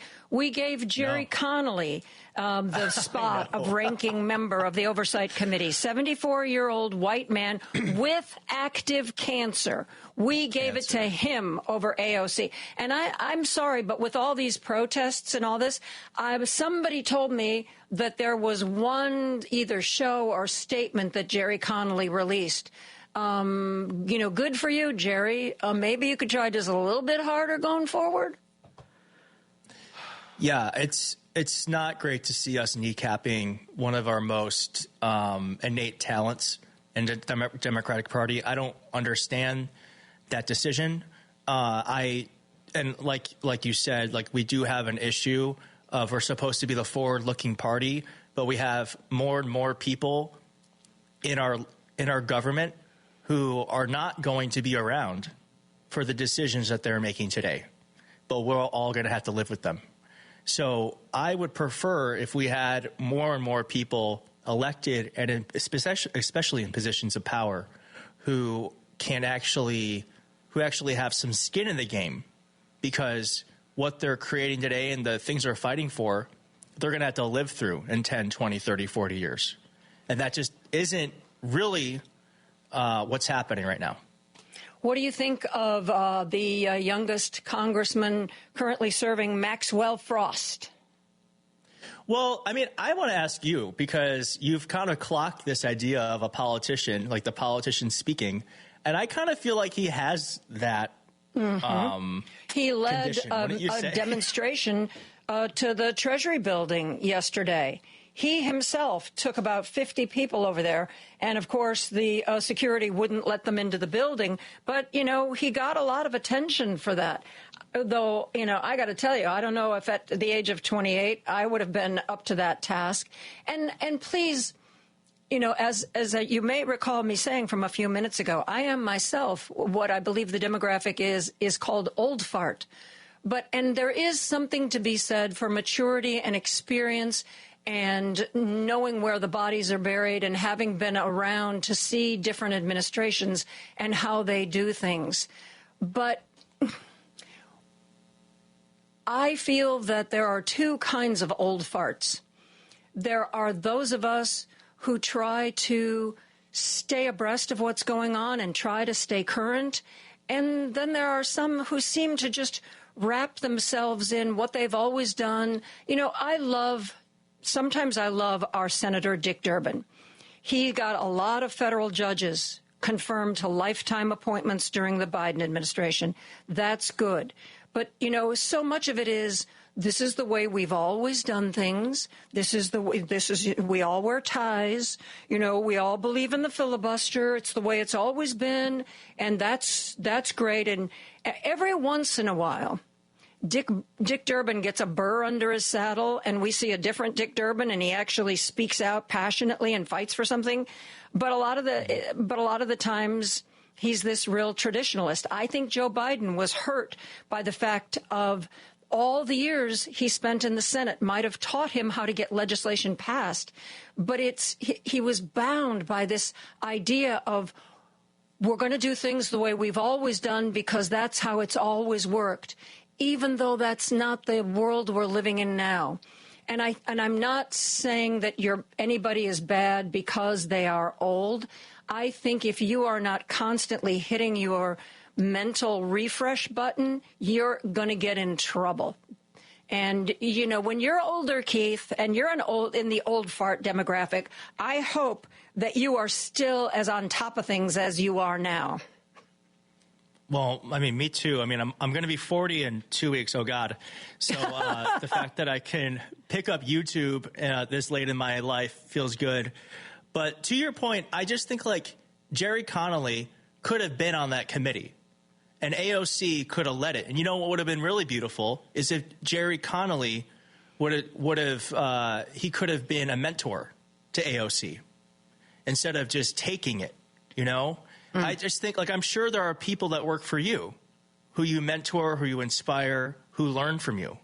And I wonder why don't we put our young talent up in leadership so that the people who have always been there can show them how best to do it. That would be my suggestion, because knowledge is meaningless if you're not going to pass it down. And so and there's no better way to learn to do something than by the act of doing it. So not only is he kneecapping us right now by being in that position, but he's also kneecapping our future potential, because there are many things that our young leaders won't learn because they're going to have to wait 4, 8, 12 years until they get a chance to maybe get leadership. I was questioning the decision to vote in Jerry Connolly, and some of my listeners tend to be very, very steeped in politics and very well informed. And they were like, oh, no, Jerry Connolly, you're going to be just amazed by him. He's a real fighter. And I thought, okay, well, I'll back off on making assumptions about what bothers me most is that he has a really serious, very deadly cancer. I've had cancer, and I didn't have a very serious, deadly one. I had one that I was probably going to survive. And let me tell you, I had it at a very young age, and it still kicked my butt. There were days when I couldn't get off the couch. And so I thought, well, I'll sit back and maybe I'll be pleasantly surprised. But we're in a huge crisis right now. And, like you talked about Chris Murphy, God love him. Chris Murphy has been out there for weeks screaming his head off about what's going on. And I just haven't seen anything comparable from Jerry Connolly. I mean, from Jerry Connolly. And yes, having cancer is such a big deal.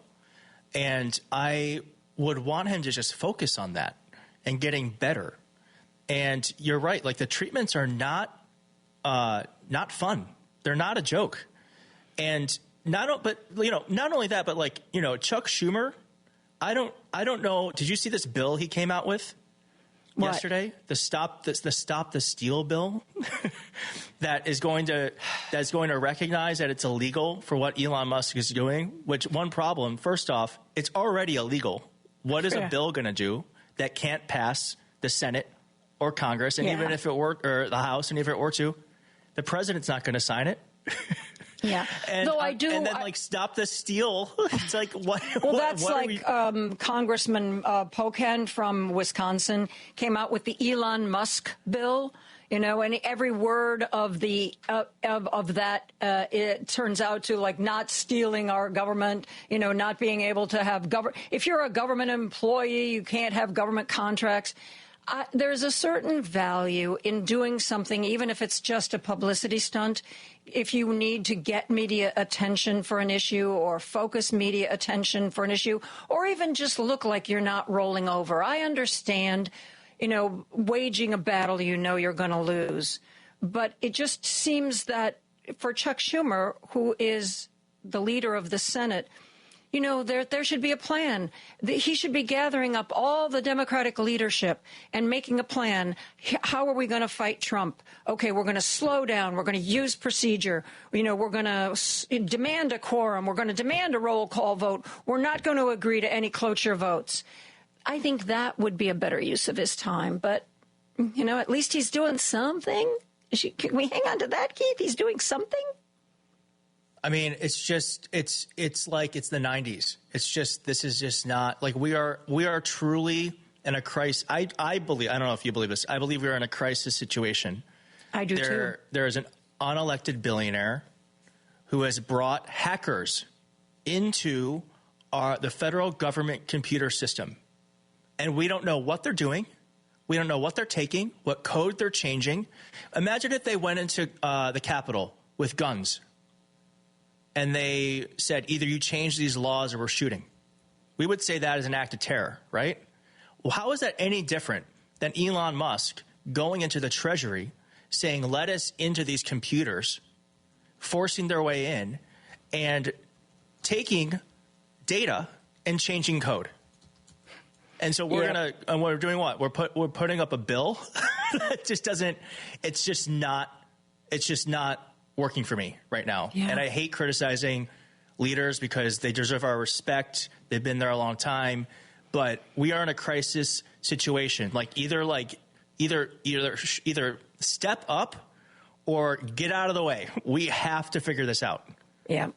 We absolutely have to figure this out. I was talking about that yesterday, that not only are these, I believe there's a group, they range in age from 19 to 25, who have now been introduced as Elon Musk's people to go through all of the websites. And it was reported yesterday that they are changing source code. That means, folks, that they are changing the system so that you're going to have to go through them to get in to that code. And honestly, I was kind of hoping, Keith, that on the way out the door, as all the Treasury leadership was being dismissed, that they would have changed the source code before they left, so that when Elon's kids came in, they couldn't do anything. I know somebody might have gone to jail, but I would have done it. I don't know what. Here's the thing that's scary about this is that I don't even think Trump knows what's happening. So there's an unelected billionaire that is potentially in control of our payments. I think that's a true statement. Yes.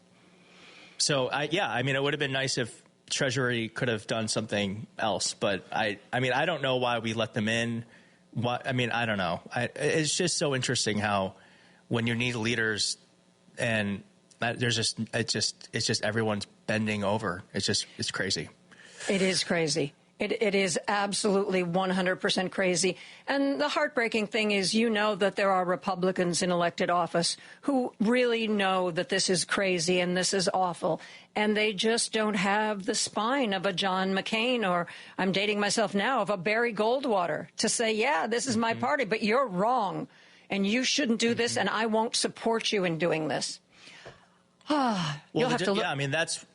To your point, I feel bad criticizing Chuck Schumer, but at least Democrats have a party where that's possible. No one can criticize Trump. Well, they can. Right, they just have to be ready to be, destroyed. Yeah, they'll be exiled. Yeah. Keith, this has been so much fun. Thank you for spending time with us and with my audience. Keith's Substack is called No Lies Detected. Find him on YouTube at his name, Keith Edwards. Thank you so much. Thank you so much. It was just so great. Very nice talking to you. We are going to take a break for news and be back with more after this. The Thom Hartmann radio program provides all of the intelligence, information, and insight you'll need to win the water cooler wars. Weekdays 11 to 2 right here on WCPT 820, Chicago's Progressive Talk, where facts matter. Because facts matter. You're listening to WCPT 820. It's time for Joan Esposito. Live, local, and progressive. I want somebody who's passionate. I want somebody who can talk to people like a real person, who can make people feel things, who can make people want to follow them. It's time for Joan Esposito on WCPT 820, Chicago's Progressive Talk. I am welcoming back to our airwaves Professor Marjorie Hershey. She is at Indiana University, Bloomington. She wrote a book, Party Politics in America, that is considered the Bible for political party texts. And she is here. Oh, Marjorie, it's been a while. It has been a while since we have talked. I'm sad to say nothing has happened, so there's really not much reason for us to chat. There's nothing to say. This is the Trump strategy. I think everybody understands that by now, that he knows that an awful lot of what it is that he's doing is full of nonsense, and that if people looked at the various elements of it individually, they would say, are you kidding me? But if you throw enough stuff at people, they start chasing after all of these various blind ends to such an extent that they're powerless. Yeah. And that's what he's been doing. He's been just throwing as everybody else is going to be chasing down blind alleys for days and days. Well, we refer to that as the poopification of America. So it's, it's more of a radio safe term to say that Steve Bannon is promoting the poopification of America. But one thing, and I know that you always observe how politicians get their messages out and interact. Donald Trump seems to be a master at Elon Musk has been given all of your private information over at Treasury, and he's turned it over to a bunch of basically teenagers and young folk, and they've now in charge of all of your tax returns, your Social Security numbers, how much you make, how much, everything the government knows about you. That Treasury has, Elon Musk now has. And also, we're going to do away with USAID, and that's going to be our template, and we're going to get rid of the Department of Education. And those things are not getting as much attention as the fact that, by the way, we're going to be the new owners of Gaza. Yeah, we're going to just pack up those 2 million Palestinians who we don't really believe are Palestinians per other, I think was it Mike Pompeo or Huckabee that said that they didn't believe that there was such a thing as a Palestinian. But whoever those people are, maybe if they want to stay and work in my hotels that I'm going to build, because, it's so beautiful and it's got such great weather and it's right there on the ocean. I'm just going to redevelop it. It's going to be, it's going to belong to the United States of America. And so where does all the attention go? The attention goes to the silliest, most outsized, most outrageous thing, and not so much attention then is left over for the things that are really damaging. He really is a media genius. I can understand why you would feel that way, but I think that it was very wise when a columnist wrote a few months ago, Trump's only superpower is his ability to convince people that he has superpowers. A good chunk of what he does is complete nonsense, and the people around him are well aware of it. I mean, the folks in the White House today are backpedaling furiously to try to reinterpret what they claim he said yesterday about Gaza. This from a candidate who said, America first, right? We're going to cut all kinds of foreign spending. There's no particular gate between Trump's brain and his mouth. Things just fall out of it every so often, depending on what happens to sort of flow on through his brain at the time. And as a result, the one thing he does know is how to attract attention. He seems to need it so desperately. And attention, as he well knows, as everybody else knows, is attracted by the stuff that's dramatic and out of the ordinary and weird. Most Americans probably couldn't tell you what USAID is. It's just not at the tip of everybody's tongue. Mm-hmm. What does end up at the tip of everybody's tongue is, the image of a boy pretending to be a girl to kick somebody who's a real girl off the girls' softball team. I mean, how many people who know any teenage boys would actually think that any of them would willingly play for the girls' softball team? Yeah. I know a lot of teenage boys. It's terrifying where people get these ideas. I've said this on the radio before about, 8-9 months ago, I had a salesperson in the house. I was going to buy some new patio doors or something. And the person I was talking to was a young person. And they said to me, I was in somebody's house yesterday, and the woman I was talking to told me that at the local grade school or middle school, that they have an entire floor of the building that's just transgender students. And she said, I'm trying to sell this woman something, so I can't really react. She said, so I said, I just sort of stood there and looked at her. But this woman said this in all sincerity. Well, at the local school, they've got an entire floor of those transgenders. Well, given that transgender people are estimated to be about something less than half of 1% of the population, they must all be living at that local school they must all be at that school. It's people will believe remarkable amounts of complete idiocy as long as it fits with their worldview.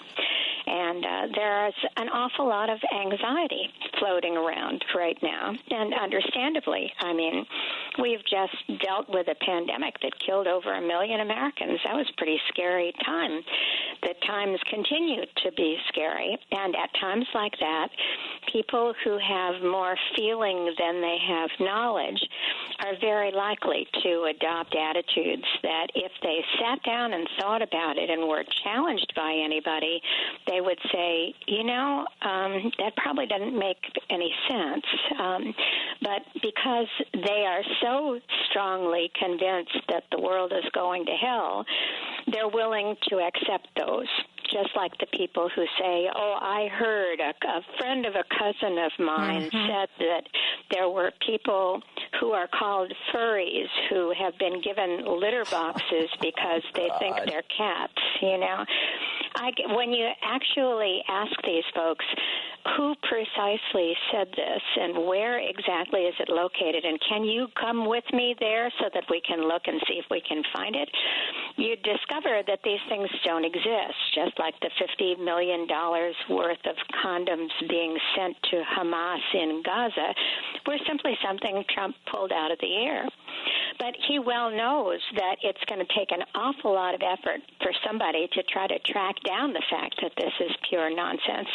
And as a result, people who are anxious and who generally feel fearful of the folks that Trump identifies as enemies will say, it must be true.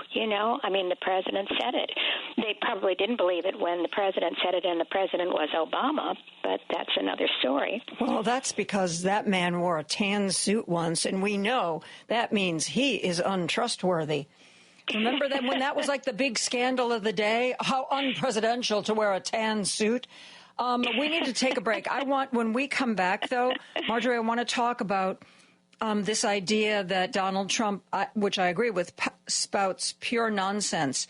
But even when it is publicly, widely distributed by people who know that this is nonsense, people still cling to it. And this idea that you tell a lie and you never back away, you just keep telling it, seems to be part of party politics these days. I want to get your take on that. I'm talking to political science professor Marjorie Hershey. She's with Indiana University, Bloomington. We're going to be right back after this.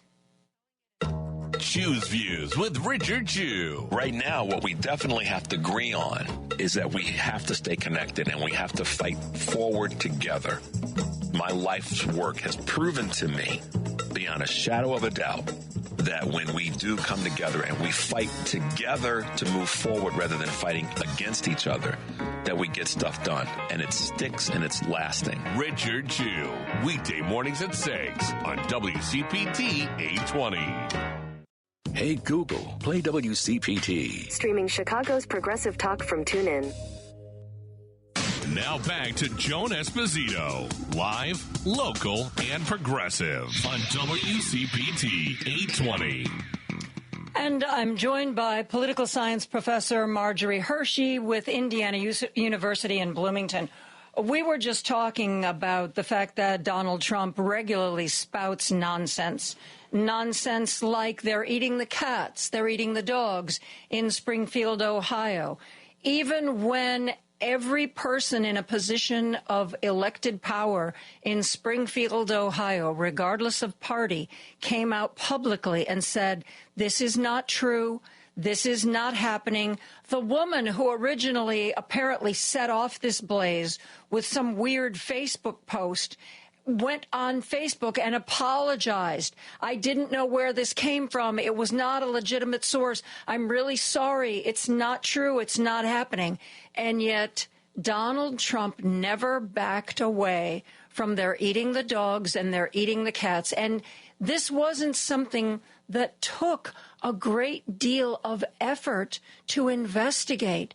The basic Googling or reading of anything would have told you that anybody in a position to actually know what's going on said that it wasn't true.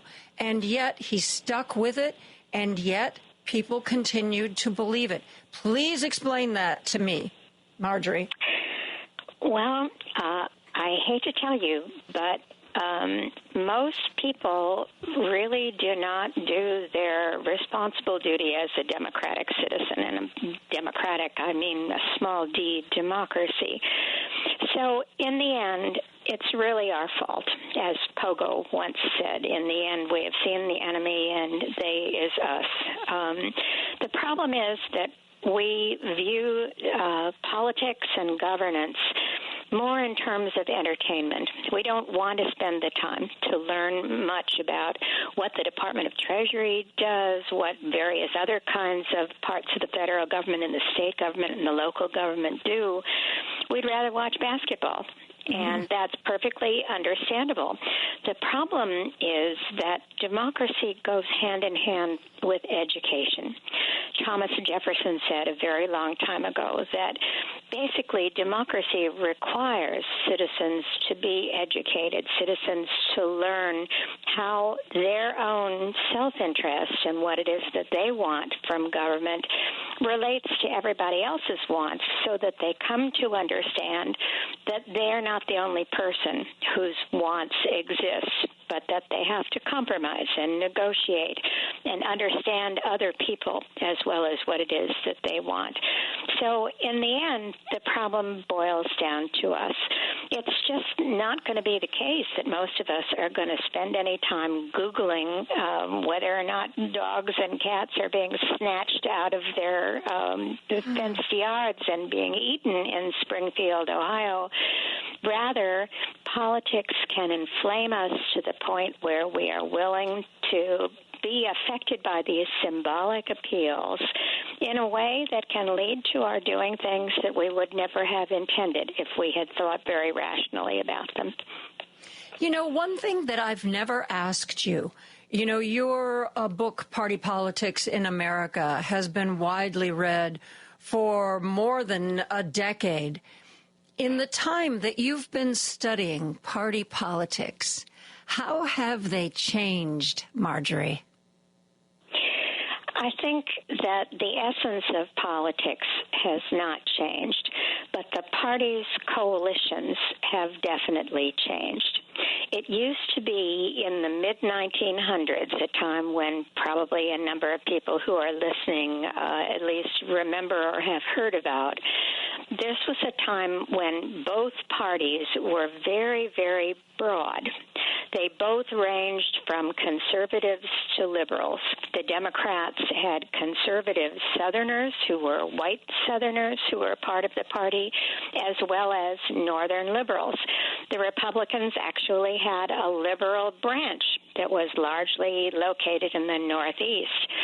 As a result, the extent to which one party or the other won election was not so much a matter of desperation on both sides, because the two parties did not behave all that differently. They both had this wide range of coalitional support to deal with.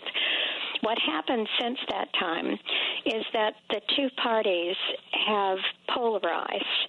The Republicans, as a result of seeing that white Southerners were a real target group for Republicans to gain strength. Remember, the Republicans had always been the minority party in the early to mid-1900s. They despaired of winning national elections.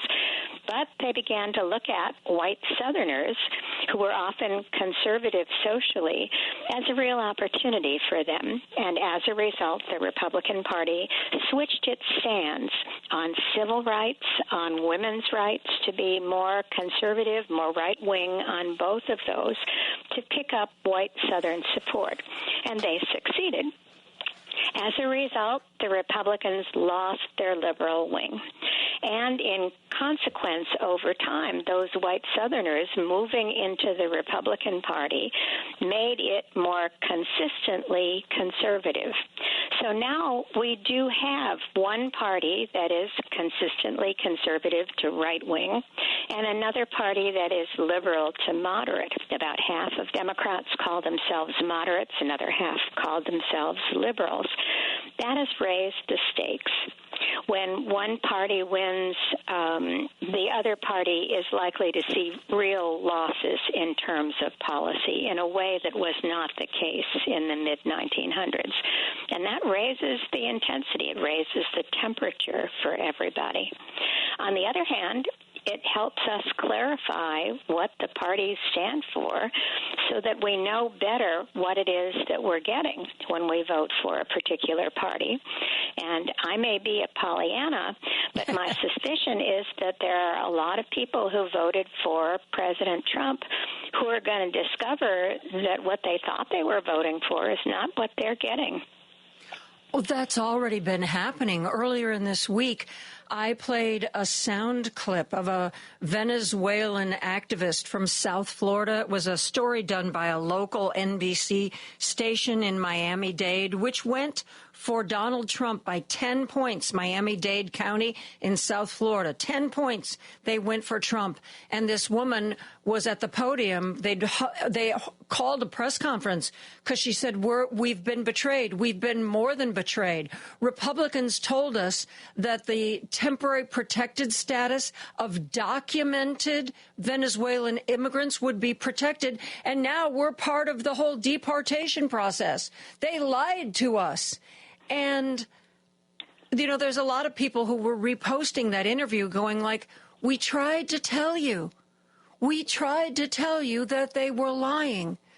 And she was just like, how could this be happening? And I'm thinking, how could it not be happening? Did you not understand? I'm sure that she didn't want to hear what she was hearing before, and so she simply didn't believe it. There is certainly a fair amount of discriminatory sentiment among minorities as well as among the white majority. There are an awful lot of people who are clients of the foster closet that I run here in Bloomington who are people who are very low on the resource continuum, who also hold very negative perceptions of people who are poverty-stricken, even though they themselves are poverty-stricken. But the culture is very good at imbuing us with those sentiments, and the notion that one race is always going to be devalued and therefore that anybody who isn't a part of that race must be a better person is pretty deeply ingrained in our culture. I think if you were to ask Europeans about Americans' feelings about race and ethnicity, they would say this is a real puzzle to them. They share some part of it, but certainly not to the extent that we do. Yeah.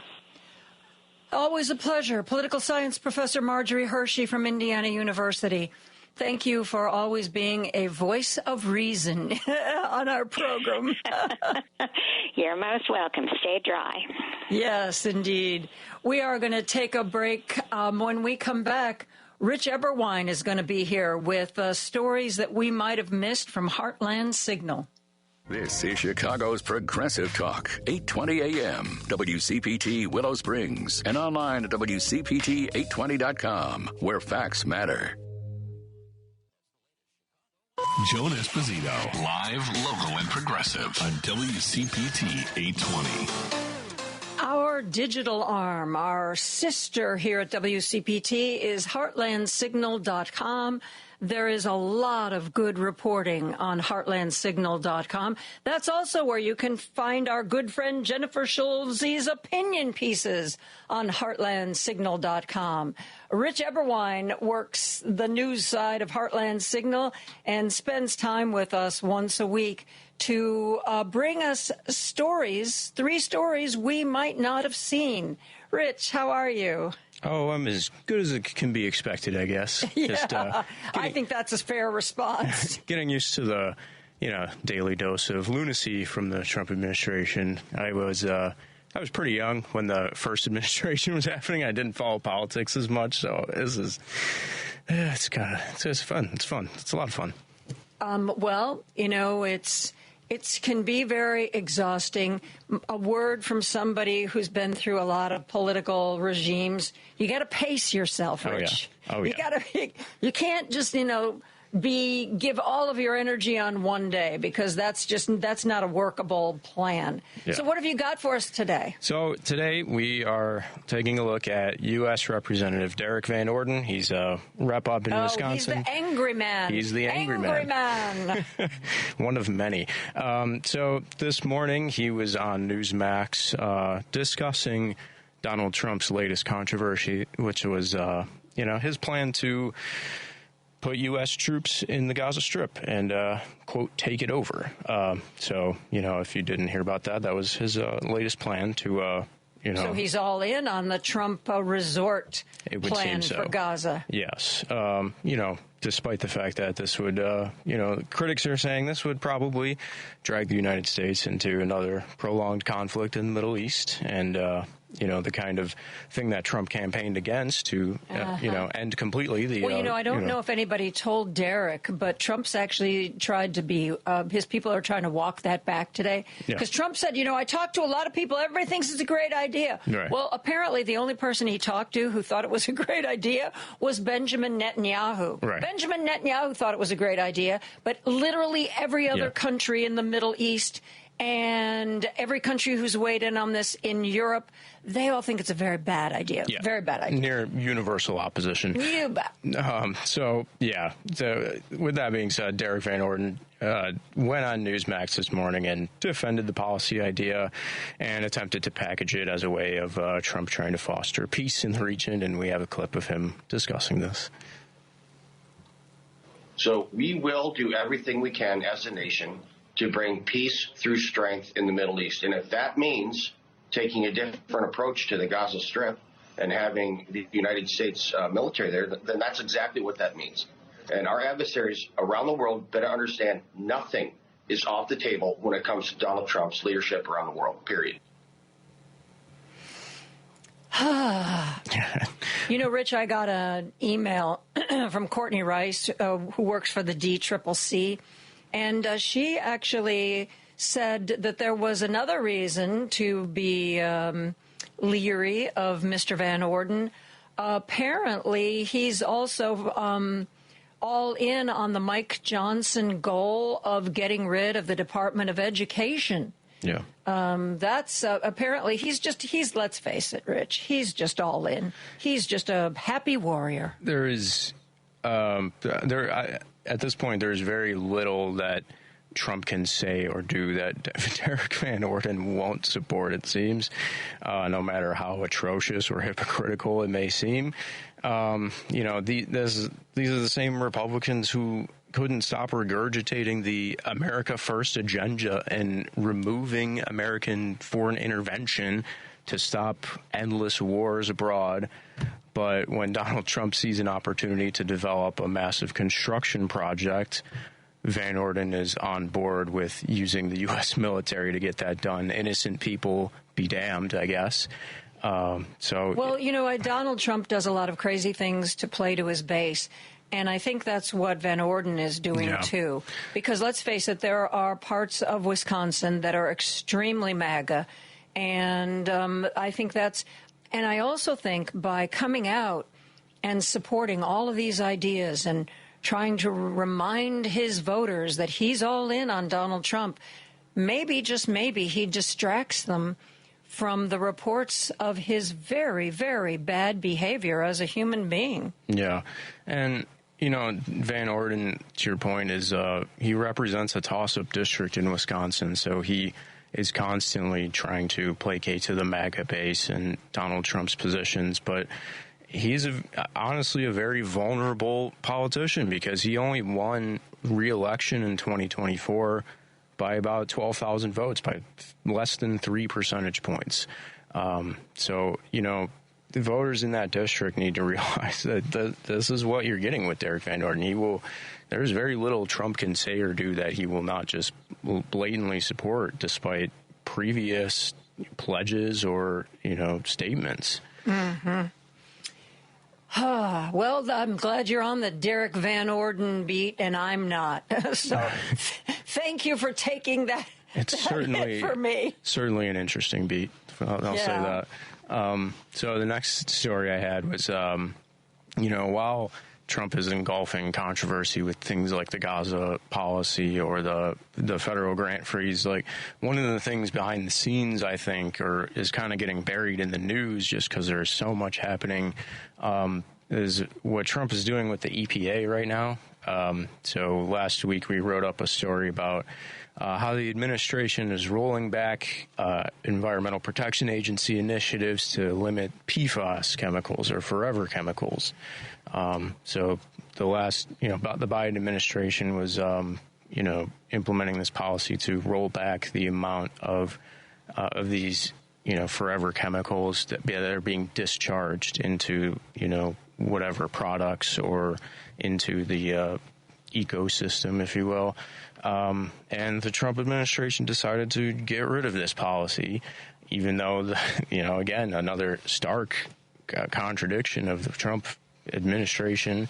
They pledged to make America healthy again, and apparently they don't care about the potentially 99% of Americans being exposed to these toxic chemicals, which studies have shown that they contribute to a whole list of. I mean, I've talked to Michael Hawthorne before. He's the environmental and public health reporter for the Chicago Tribune, and I believe PFAS have been associated with kidney cancer, cancer, and among other cheerful things, liver damage that are going on. So, if taking a step back from this, is this the Trump administration just basically, trying to suck up to companies? Oh, yeah, you don't have to. We're going to make all the standards easier so you don't have to work so hard to clean your corporate waste, or, you don't have to worry about getting the PFAS out of all the fire retardant foam and jackets that firefighters wear. We're going to make life a little bit easier for the companies, even though it makes it less healthy for the people. Yeah, I think that's definitely probably what's happening. They're also rolling back policies to, curb the amount of air pollution that companies are contributing to. So, yeah, definitely that is part of it. And at the same time, Trump a couple of days ago told 1,100 EPA employees that they could be terminated at any time in the name of cutting the federal budget. So obviously climate change and the environment is not a high priority for the Trump administration.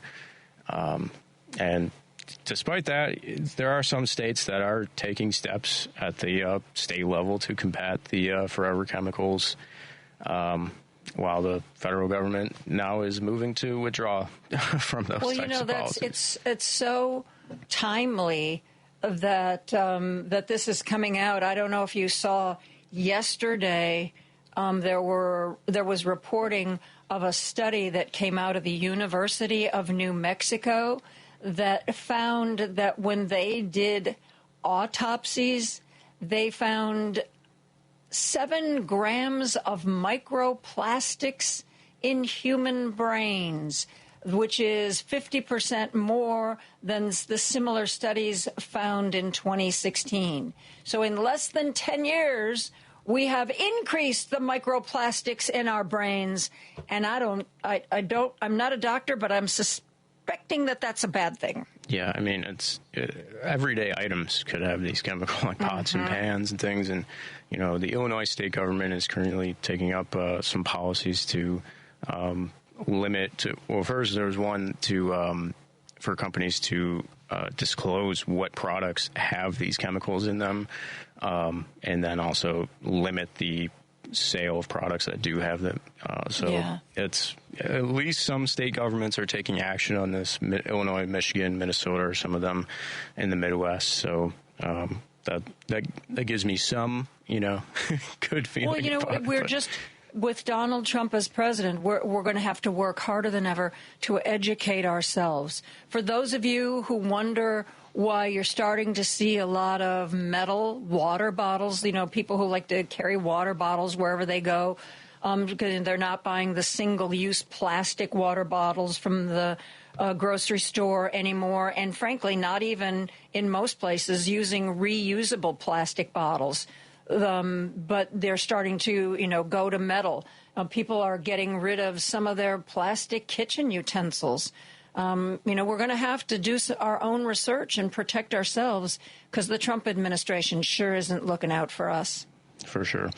That was our write-up on the forever chemicals that came out last week. And then we had another write-up today that was just published a couple hours ago.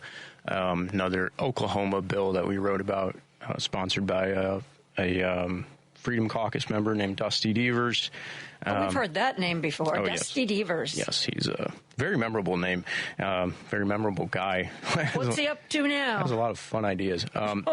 Proposing a bill to end no-fault divorce, which, of course, allows a married person to seek a divorce without having to show that their spouse has done anything wrong. This is part of a package of bills to combat what Devers is calling the, quote, assault on morality and decency. What he wants to do is make it more difficult for a woman to divorce her husband. Yes. When you read about these efforts to get rid of no-fault divorce, what you should be reading is we want to make the process of divorce more difficult. There have even been Republican lawmakers, some of them rather prominent, who have said that even if the marriage is abusive, it should still stand. Women should still stay in marriages, even if they're abusive, because, they've made that commitment, and by God, they should stick with it. Yeah, Speaker Mike Johnson is one of the lawmakers that is, or probably the most prominent one that has been an outspoken opponent of no-fault divorce. So certainly, even though all 50 states currently allow no-fault divorce to some degree or another, it's definitely an issue that could be changed. So it's worth keeping an eye on. And, this bill that Dusty Devers proposed in Oklahoma would roll it back completely, and, the person would have to prove in a court of law that their spouse is guilty of any number of things, including abuse, abandonment, adultery. Yeah, I mean, if it's a abusive situation, a lot of times, the abuser does not want that relationship to end. Yeah. So we're talking about cases that are not amicable, not both parties agreeing.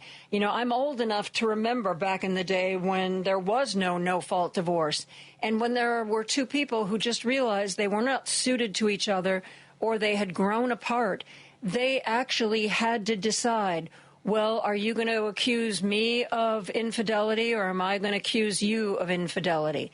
And it was completely made up, but they both had to agree that one of them was going to be the cheater because that was the only way to get a divorce. It's just even in the best cases, it's just an extremely unnecessary step in the process, right? And in the worst cases, could potentially trap a woman in an abusive marriage and not allow her to seek a divorce, which, obviously is awful.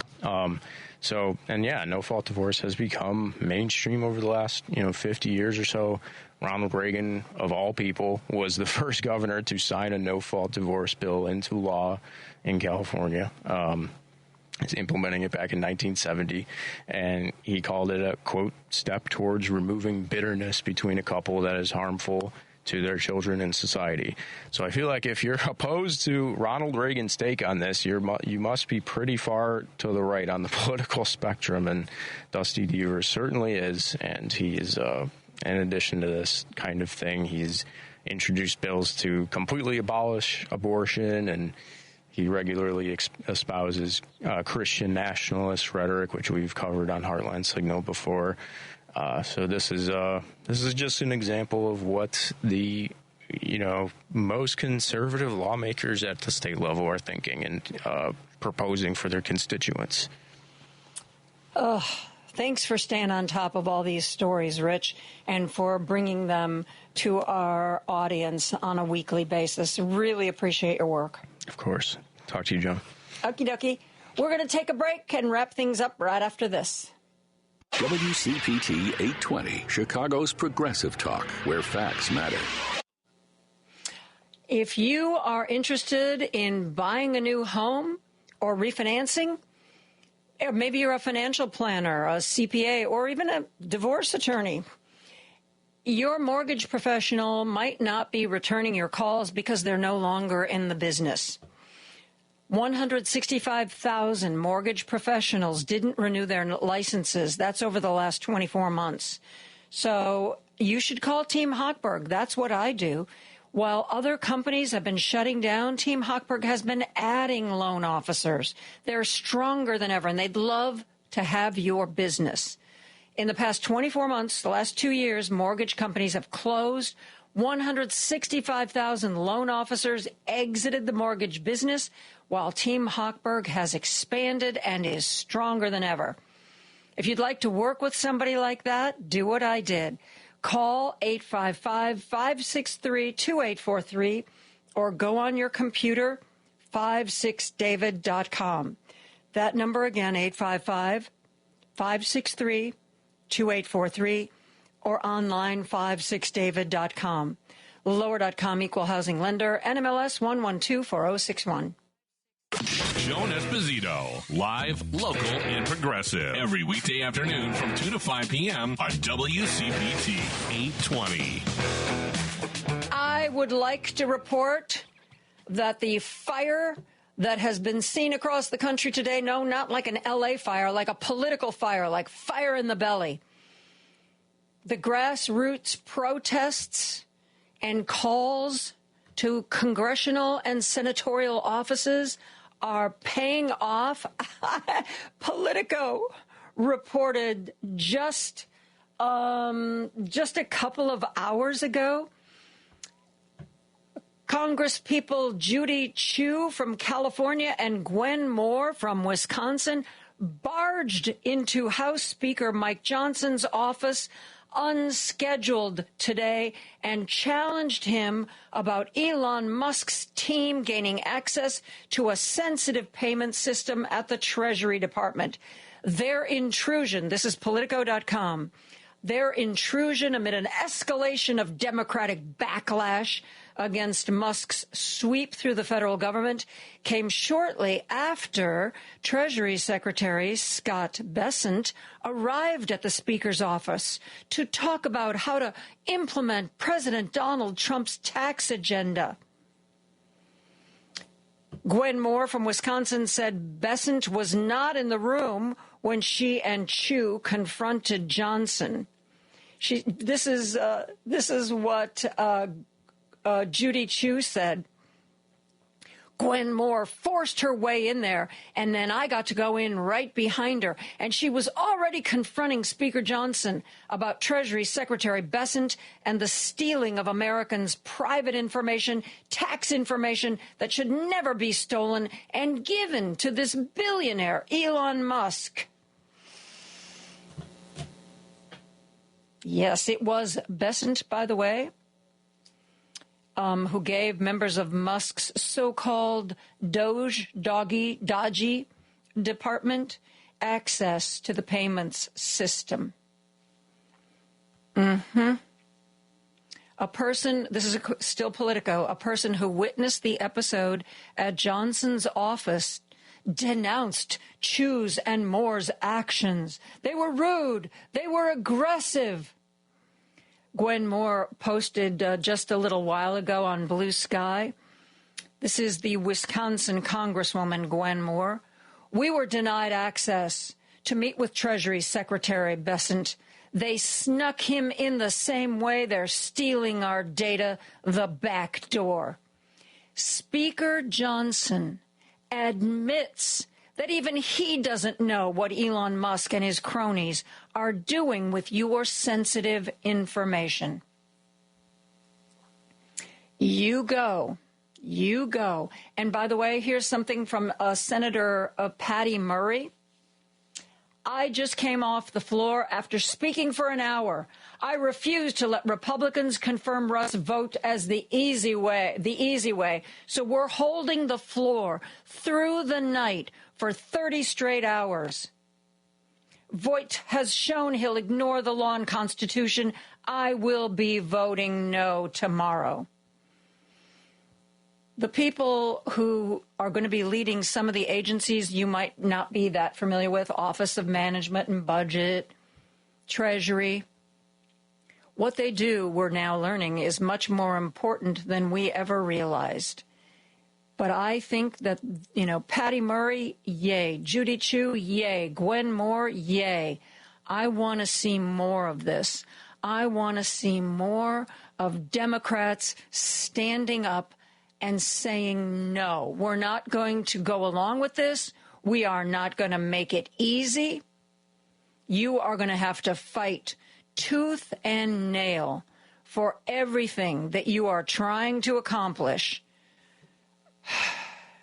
We're going to make it hard. We're going to do here's an idea. We're going to do what the Republicans have always done when Democrats are in power. We're going to make your life miserable. It may not be when they go low, we go high, but when they go low, we've got to at least stand tall. How's that? I know it's a completely and utterly mixed metaphor. So there you have it. So that is going to do it for me today. Driving it home with Patty Vasquez is going to be up next. She's got filmmaker Michael Graff and Gabe Roth, executive director of Fix the Court. That's going to be an interesting conversation. On Choose Views tomorrow at 6 a.m., Richard will be joined by the founder of Leaving MAGA, a man we have spoken to several times on this program. And, he was deep in MAGA, pulled himself out, and now has a website where he tries to help other people get out of the MAGA cult. He's also going to talk to Jamal Cole from My Block, My Hood, My City. That's tomorrow on Choose Views, 6 a.m. to 8 a.m. And, of course, before Richard's show, we always play the replay of the Rick Smith show. I want you to know that Carol, his wife, who was in the terrible motorcycle accident, is still making progress and doing much better. He posts updates on her situation. And just recently, he posted a picture. She has this kind of a sling thing because she still can't walk, but she is working at getting everything back. And we send him our heart. Hey, tomorrow, you remember Brooklyn Dad Defiant? The social media sensation? He's going to be joining me again tomorrow. So that's going to be a fun conversation. And I want to remind you that our featured interviews on this show are available as a podcast. Wherever you get your podcasts, type in Joan Esposito featured interviews, and you can find my conversation with Illinois Controller Susana Mendoza, Professor Brian Endless, John Shaw, Rachel Cobb, Catherine Ross, The Atlantic's Joan Walsh, Tom Nichols from The Atlantic.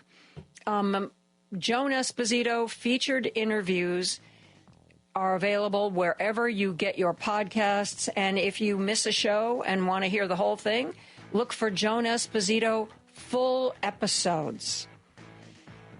Thanks for listening today. Thanks for being a part of the show. I will see you tomorrow. It's going to be wild. They all are, aren't they?